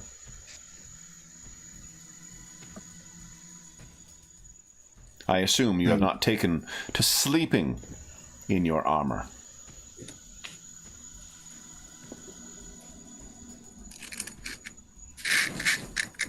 No. But I'm beginning to think I might need to sleep with the watch on.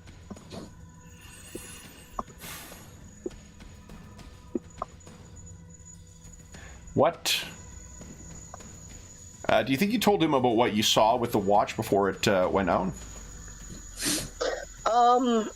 Yeah, it probably in explaining everything, he would probably say, that activation, instead of it being inactive, I guess is the word. How it, like when you're saying it activated, yeah. Yeah, so the reason I ask is because I think he might ask if you were wearing the watch. What do you think would have happened?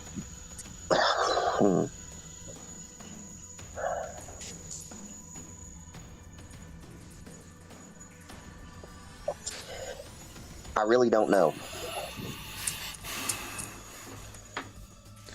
Well, we have... I'm trying to remember his name. Mr. Stanton's wards still hold.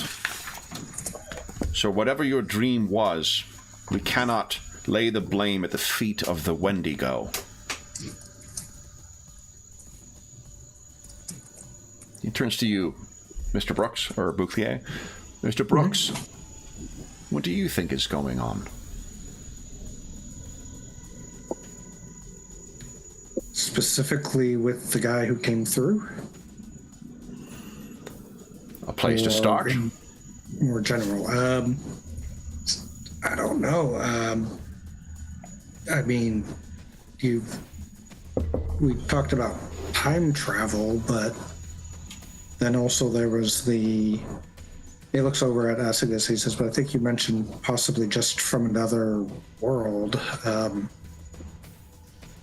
So he tried to find maybe his version of me, and for some reason it led him here. Or the other version of me is here, too. He's like, ugh. It's like, I'm telling you, that stuff makes my head hurt, but... Well, Mr. Brooks, what I can tell you is that the greatest power you have is your ability to choose your path. Your path will, of course, take its own route. Vicissitudes and ill fortune visit us all. But by electing to walk away from a more nefarious path, you have made a choice where you may have made a different one. Oh, believe me, the thought of becoming a bank robber has crossed my mind. It may be that somewhere there is a version of you who chose not to walk in the light. And one with your powers would certainly make for a formidable foe for those who walk in the light. Why would he come here? Curious as well that of the multitude of other persons who, if this is an echo of you, Dr. Cooper, that there still would be a sufficient connection for him to call out this copy of Mr. Brooks by name. Seems wherever your friends or visitors came from, a bond still stands between the two of some kind.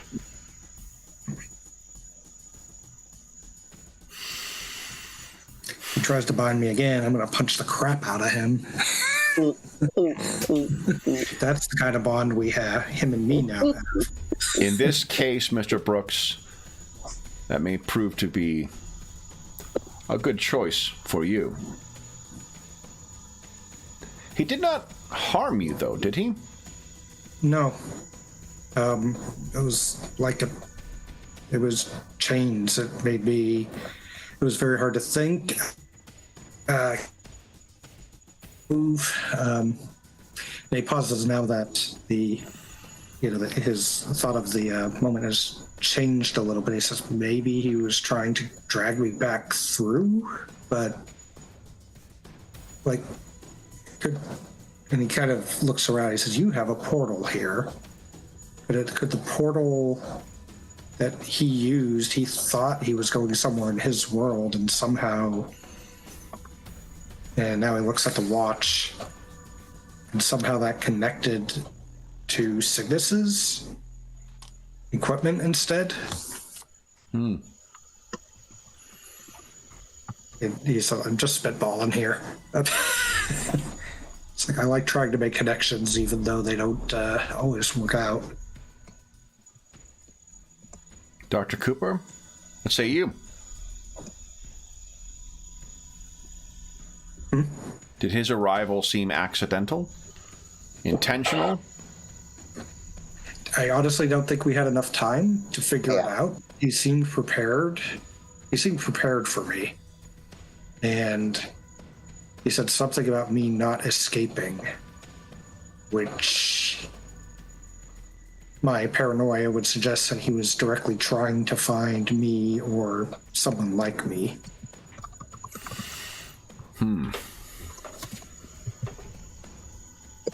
You say he arrived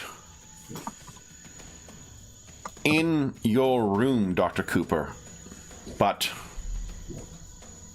on the wall adjoining your room and that of Mr. Brooks.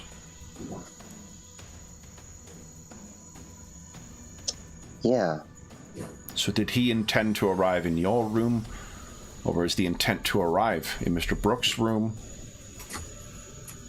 Or was there no intended destination? Yeah, I don't think there was an intended destination. I think what happened was random. I think in his world that yes, that Buclia possibly exists and possibly was at least antagonistic towards him, and that was the cause of his reaction. But he didn't appear at all to be deliberately trying to go somewhere.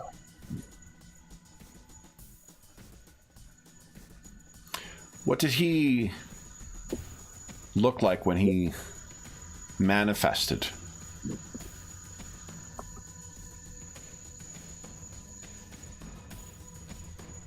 Is he talking about like the physical description? Did he seem in motion? Did he seem... He wasn't in motion, but he was definitely... He's definitely aware, I would say. Thinking about the superhero pose. It's possible he was surprised.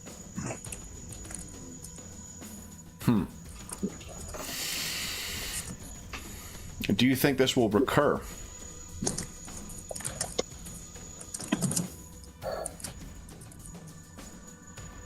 I think it's more probable than not that it will. Until I can get a handle on figuring out what is triggering these oscillations.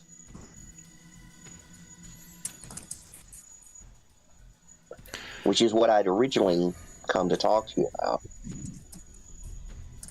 Please. I was thinking with your knowledge of portals and dimensions and travel. As I said, I definitely could tell there was a difference between this manifestation and that of Singularitist. That you might be able to help me figure out what that difference is or what might be triggering it. Why don't, first of all, both of you guys get, you each get a Benny. Okay. Cool. And why don't you each give us a notice check, please? All right. Sure. It might promptly result in using that Benny. That's what I was thinking. Used last time. So Let's see here. 4.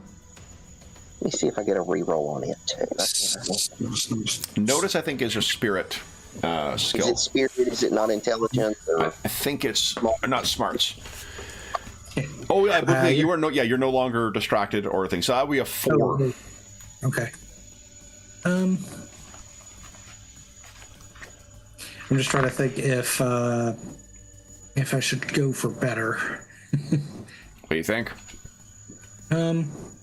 Well, Cygnus just got a 4, right? Yep. So, yeah, we'll spend the Benny. Go ahead. Make sure you untick your vulnerable and distracted. Yep, I did. Okay. We should actually make sure I did. I'm pretty positive I meant to, and then... Yep. Okay, perfect. Go right ahead. Okay. Yep.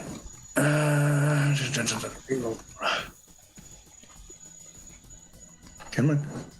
Oh, okay, there we go. There you go. Yeah. Okay. All right. I'll keep that. Okay. Cygnus, are you satisfied with that?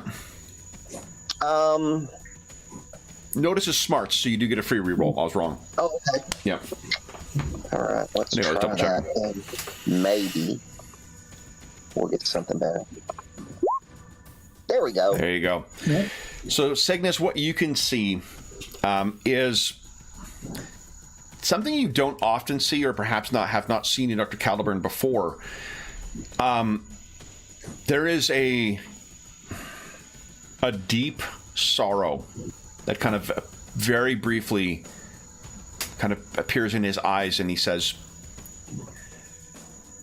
Alas, he gestures to the books. This is the extent of the assistance I can offer now. There was a time when I could have done much more, but that time has passed. I will, however, continue with the utmost of effort in what I can offer by way of assistance. You may remember Dr. Caliburn at one time was effectively the master mage of this world. He's not talked about how he lost or gave up those powers, but every bit of little magical chicanery that he does nowadays is dependent on devices and the building and whatnot. It is not his own. You have never seen him work any magic directly himself. It's always through activating the portals in Raven's Crag or playing on the, previous enchantments that were worked into the study, or just, straightforward Legerdemain. Yeah. Okay. I guess we're going to have to start learning how to read occult. And I think maybe that's the start of a revelation for Cygnus.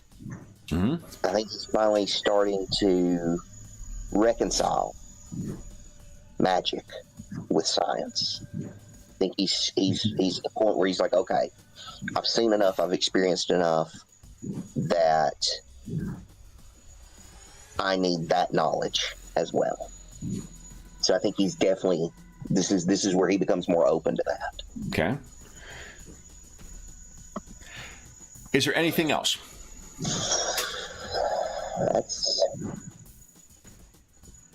That's basically it. Then, if you are finished your meal, Dr. Cooper, might I suggest perhaps a nap? Thorn Fader is a very canny man, and to have such a man as an adversary would be something that would behoove you to come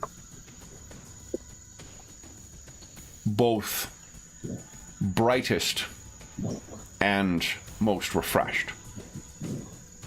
Yeah, that's a good idea.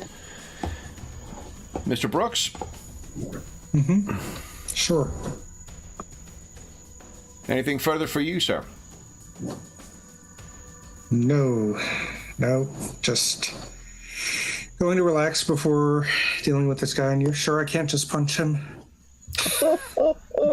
I'm certain you can. I'd ask you to question what you will gain by doing so.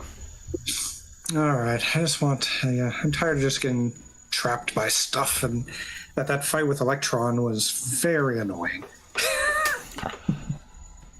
Well, look on the bright side, Mr. Brooks. If you are looking to meet with Mr. Thorn Fader, do you think that you are the only ones doing so? Probably not. Then a bright side may come. There may yet be more frost giants to punch.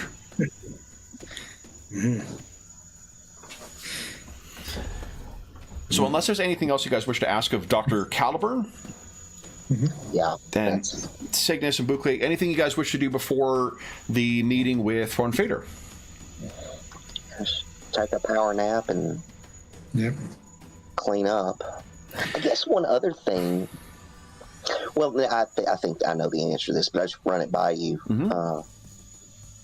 Robert. I assume we're going to go in civilian or super? I'm thinking well, super makes more sense. except then you have to punch me as soon as I walk in the room.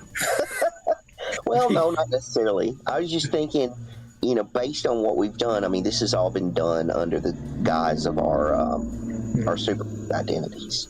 So I think that's probably the best way we want to approach it.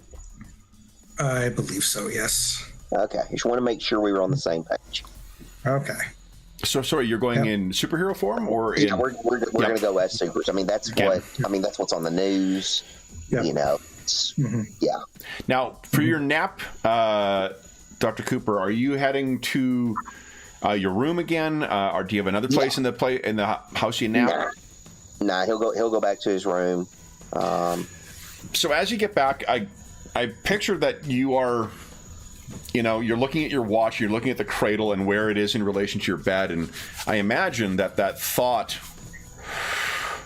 or the comment that Dr. Caliburn had about sleeping next to a portal might be in your head. Yeah, and there's also that curious part of Cygnus is like, what if I just leave it on? Yeah? What do you do? He's going to go to wake him up and he won't be there anymore. Yeah. Smoldering sphere-shaped hole. Yeah, all of a sudden I start a new campaign. Yeah. Yeah, I think I'm going to leave it on. Like I said, curiosity is a defining characteristic in my mind of the character. Okay. So you lay down for your nap. Your arms maybe, across your chest, the watch closely in. Speaking of naps, and we then cut to your sleep is undisturbed this time. You are able to get a full, couple of hours of sleep. And then we find you meeting up once again in the foyer of Raven's Crag. Dr. Caliburn is ready to activate the portal to bring you to St. John's. All right. This should bring you... Oh, and everyone gets the last half hour. Everyone gets a Benny. Woohoo. This should be directly to the Foreign Fader offices.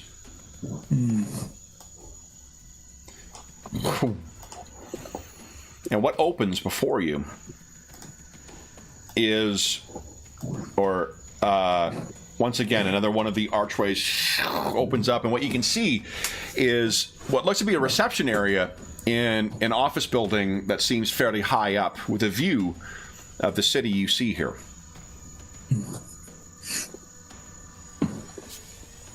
And there seems to be a very surprised pair of receptionists behind the desk who are kind of looking at this portal that suddenly formed in the middle of their office. Dr. Caliburn says, I believe Mr. Fonfader awaits. And Bouclier strides through and says, we have an appointment. The woman at the desk looks up. And with who, sir? With Foreign Fader. I'm Bouclier. And he says that, he completely expects her to know who that is.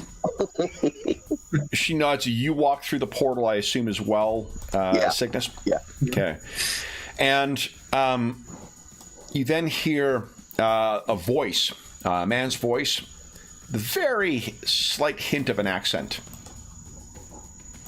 Walks over looking like this. That's fine, Samantha. I'll have this. Bouclier? Yes, sir. Shakes your hand. And Cygnus. That's correct. Thank you. I'm Eric von Fader. I hear I have you to thank for trying to attempt a robbery from one of my facilities. We wish we had been able to catch the perpetrators. In such things, these villains have plans. When you're in a position of only reacting, effort is appreciated. I will not temper my gratitude by how things resolved. I trust these villains will be caught. But please, we have our boardroom set aside. I understand you wish to meet with me. I have set aside time for that. Come. He brings you over, and he leads you into a room that is way bigger than this could easily accommodate a 30-person meeting. And he's got things set up, and he says, then, tell me, is it too early?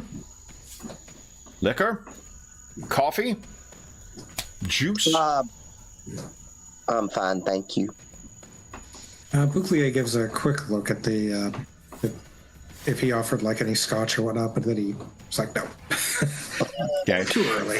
This place has the stylings of, it's a very, very modern office, but there are a couple of very old, there is a place called, I can't remember what it's, I think it's Lansdowne Meadows, Lansing Meadows maybe, in Newfoundland, where there was a Viking settlement that was discovered. And there are artifacts that were taken from there, and what you can see on display in hermetically sealed and, light protective casings, a bunch of Viking artifacts that are in here, seemingly from there.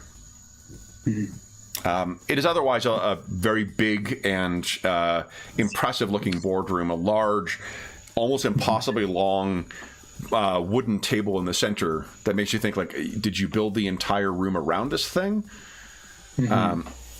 But there is also the prominent FF Form Fader display that you see on so many devices and so many products.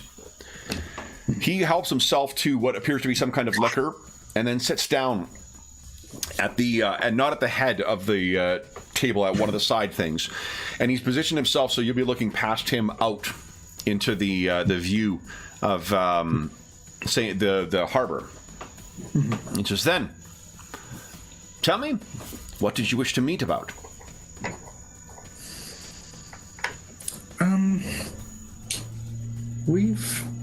We've had a couple of encounters with,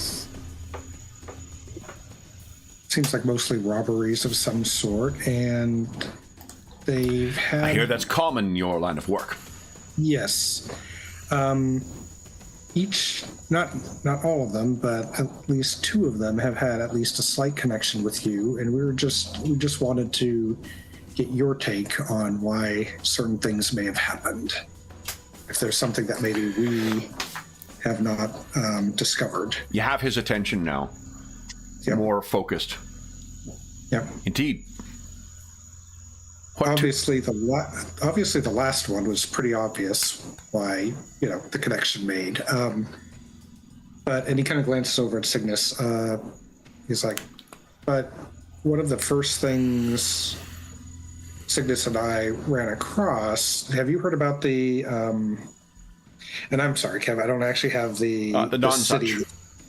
The non-such, but where was the city located? Winnipeg, okay. Manitoba. And he said, have you heard about the theft of the non-such from the museum in Winnipeg? I had read about you were involved with that. What? And he's looking back and forth between the two of you.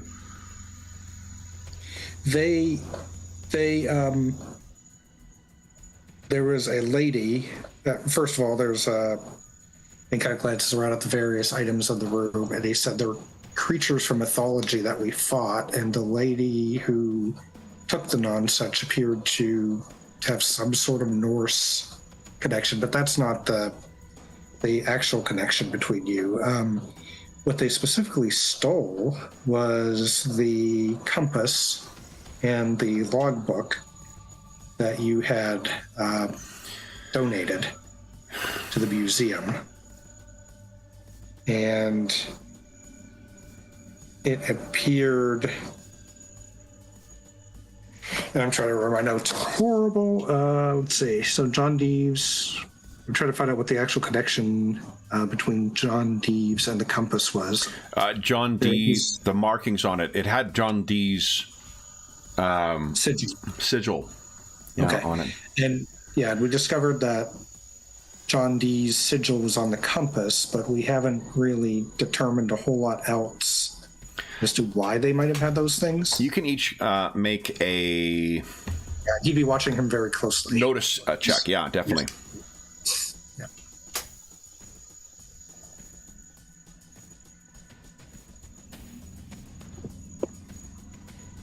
Where'd that notice go? Nice, Bouclier. Wow. Well done. Oh, nice. Yeah, as he's talking, you can give us one as well, Cygnus, if you like. You want me to go ahead? Okay. I didn't know if you go want ahead. me to go ahead. Yeah. What you can tell, Bouclier, is that he it's almost like he knows that you're going to say the compass from it as well. Maybe, so Cygnus, you could, that's not a fumble, so you could, there we go. Yeah, so you're picking up, I mean, he obviously is paying attention, but there is something that Bouclier, like, he's linking eyes with you as you're talking. And he knows about he's nodding. Yeah. As if, like... Yeah, like he's already... As soon as I say the word compass, he kind of like...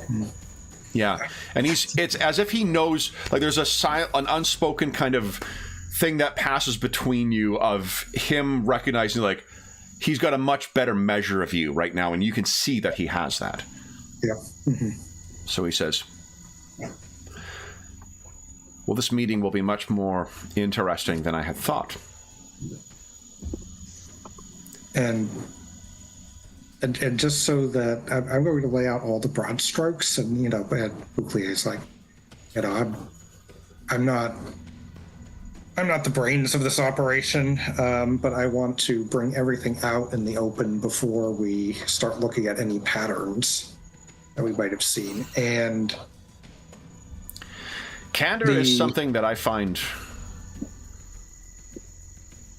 a startlingly rare resource in my world. So it would, in another time, men spoke plainly or not at all. Your steel would speak for you in then. And Bouclier kind of gives him a look. I mean, obviously he knows that this guy's been around a long time. And is this actually public knowledge that Foreign Fader has been? Okay. No. All right. No, definitely not. So so Bouclier also gives sort of a nod at that. As if he tried to conceal it, but I could see Caliburn was more artful in his deceptions before his fall. What did he tell you about me? You've been around for a very long time. Perhaps you have crossed steel with someone in the past. Oh, with many. Now I fight with different weapons. I have lived a very long time. Tell me, your name is Brooks, yes? Kelvin? Yep, he doesn't, Bouclier doesn't seem at all surprised. Kelvin, if I were to tell you that you could have the ability to live as many days as you wished, never seeing an end of them, would you see that as a gift, or would you see that as a curse?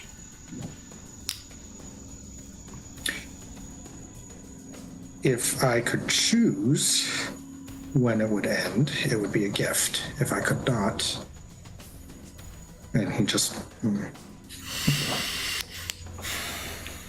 With the prospect of living forever, it's easy to forget that though you'll be passing and moving along a very, very, very long path. The days don't pass any differently. And the days go as they did before. The gift or curse came. Good days, bad days. Good weeks, bad weeks. Good years, bad years. Good decades and bad decades. It was during one of the bad decades that I sought out D.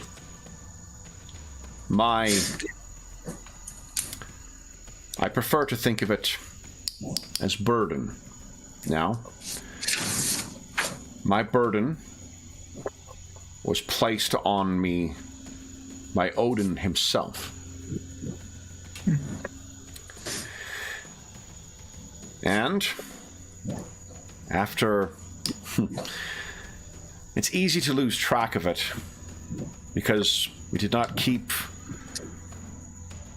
When you have all of them stretched before you, you don't concern yourself with remembering where things started. But I think it was 9 centuries or so. After a bad decade, I decided it was time to lay down my burden. And I knew the only way to do so was to find he who had laid it upon me. Now, by that time, there were none who openly offered up thanks to Odin. And when I learned that belief is like a scent that hangs in a room. You can have an odor that sits for a very, very long time, but when something new comes in, a stronger scent, there's no trace of that old one. And so I knew I needed to find a place where that scent was still there. In one of my more adventurous decades, Leif Erikson was a very forward-thinking man in the things we found across the waves. I separated from him when we arrived. The Nonsuch was not the first time I had sailed the Great Bay. And in there, we had settled a place, and at the time I still gave thanks to Odin. And then my attention went elsewhere. But I thought,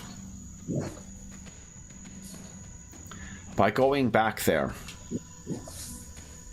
I might find a place still powerful and still linked to those old gods. And with the assistance of D, I could use my compass to traverse the Bifrost, to kick open the doors of Valhalla, and demand that Odin grant me a place there, finally.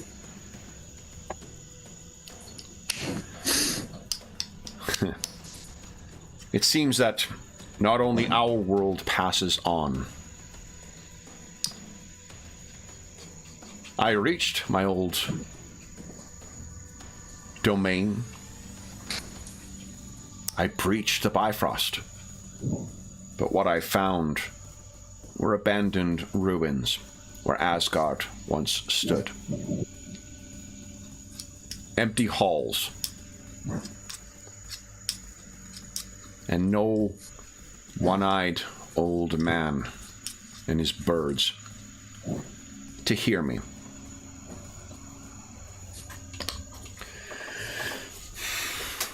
It was an eventful couple of decades to reach back to this world, no doubt.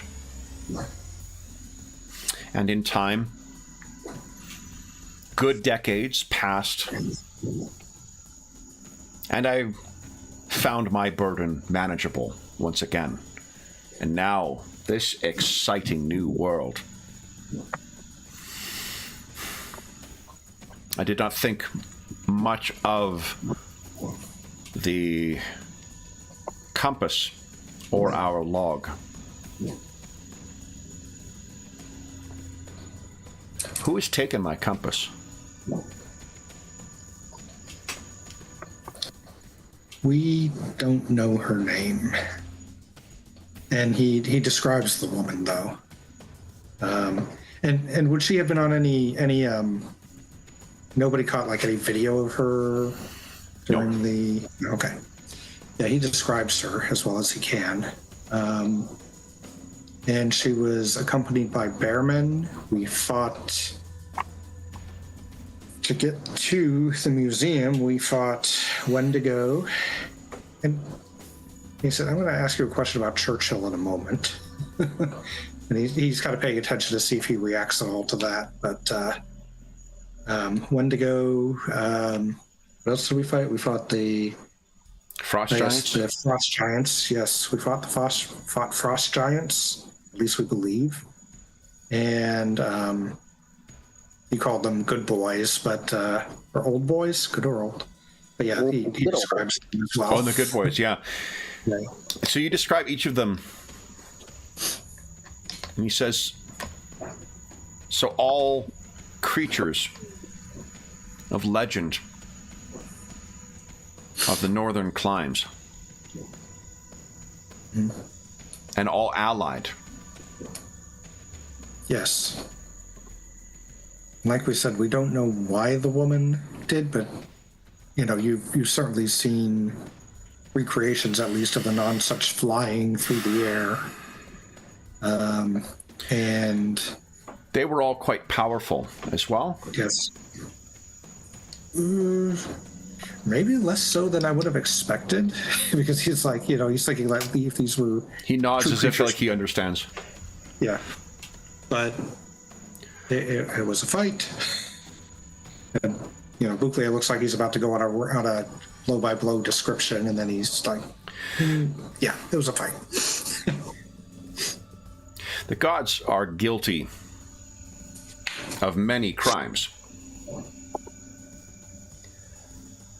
not the least of which is bad parenting. They sire offsprings willy-nilly and leave them for mortals to deal with. You think she was one of their offspring?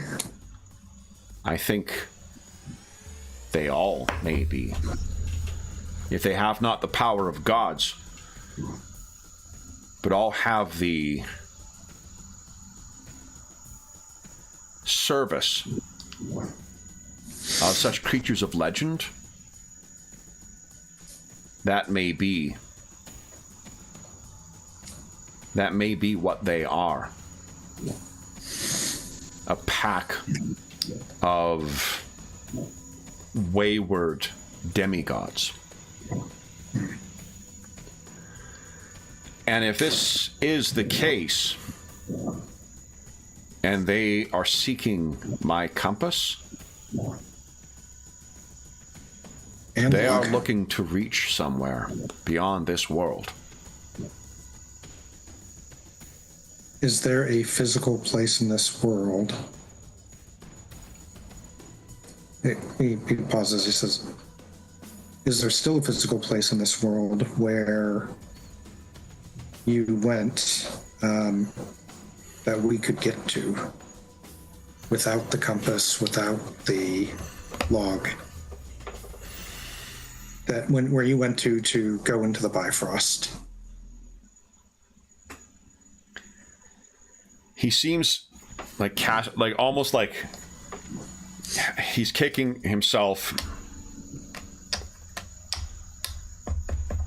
My community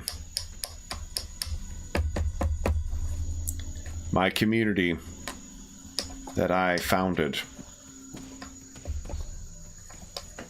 When one is a lord, you see, it's not simply a matter of... perhaps it is pride, but when you have lordship over land, it is difficult to ever think of it as anything other than yours. And so I have ensured that my lands have remained occupied, but my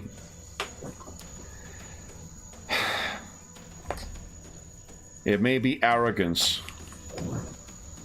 to indulge in a private joke, but yes, I could think of a place where, while you may not walk between worlds at it, those with the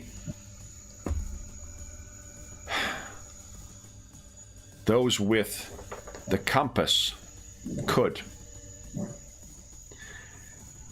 And our scene cuts to the outskirts of a small town. And in white lettering, we would see the province of Manitoba, Canada. The town of Bifrost. And that is where we will end our session. Okay. So, this is session 8, which means you guys each get an advancement. That will be for... What's the name again? For Brute? Yes, Brute. Then, for those listening at home, thank you so much for joining us for issue 8 of The Guard. As is always the case, our letters column is open down below, and you are welcome to leave a comment in the comment section of this video. We also have a link down below to the Dungeon Musings Discord server in the description of this video, and that has channels dedicated to, I don't think we have a Guard channel, but we do have a Savage Worlds channel, and channels dedicated to most of the games we run on the channel, as well as many of the campaigns we have ongoing on the channel. You are more than welcome to join us over there. There's also some channels dedicated to GM discussion or video game discussion. There's a great community that's built up over the years over there. You are more than welcome to join us. There's also a link down below to our friends at Noble Knight Games. Now, I need to get an updated discount code, so what is listed there is not going to necessarily work any longer. But if you check on one of our more recent videos, if you're listening to this at another time, you will find the more recent discount code. Noble Knight Games is the preeminent unionized retailer of hard-to-find and out-of-print RPGs in North America. Not only do they have a terrific selection of new role-playing games, board games, and card games, they have an unmatched selection of hard-to-find and out-of-print RPGs. If they do not have in stock something you're looking for, you can often put it on a want list, and then it will send you an email when it comes in, and you can head on by and pick it up. Check one of our more recent videos after the time of recording. Once I've had a chance to update it, and you'll find a discount code that you can enter at checkout, and you will save yourself 10% on your purchase. There's also a link down below to the Heroes Save Villages campaign. That is the charity fundraising campaign we run on the channel. It benefits the SOS Children's Villages International Charity, a really amazing organization active in over 130 countries, benefiting over 80,000 orphaned and abandoned children, including ongoing relief efforts in Ukraine and in Morocco at time of recording. There is any donations that go through that link go directly to SOS Children's Villages International. None of it goes to the channel or any other middleman. It just goes to help out the kids who benefit from their services. And as a small way of saying thank you, if you donated $10 or more since June 1st, 2023, head on over to the Charity Initiatives channel on the Dungeon Musings Discord server, and you'll be able to cast your vote for the elements of the next charity session of our year-long Year of Ill Omens charity campaign, as well as all the elements of the final campaign, which has been our final session. 6 sessions we've played thus far over the year. Our generous donors have been helping to shape all the aspects of that, including what game we're playing, where it's set, what kind of heroes we're playing, and what specific era we're playing in.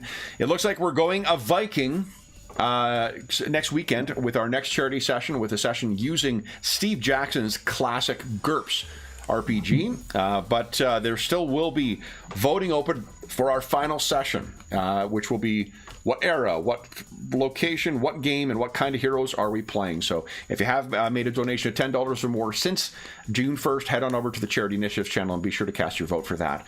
Last thing I will say is an enormous thank you to our stalwart heroes, superheroes in fact. So Robert and Will, thank you so much for joining me. It felt great to be back to this game again, guys. I can't wait to see what you guys choose to do next. Yes. So, for those listening at home, we will be back in the super heroic Great White North in 2 weeks' time. But until then, we hope that we gave you a few hours to take your mind off the troubles of our world and think about the troubles that our super heroic heroes, our members of the Guard, defenders of the Great White North, have been facing. Until we see you again, stay safe, stay healthy, and happy gaming.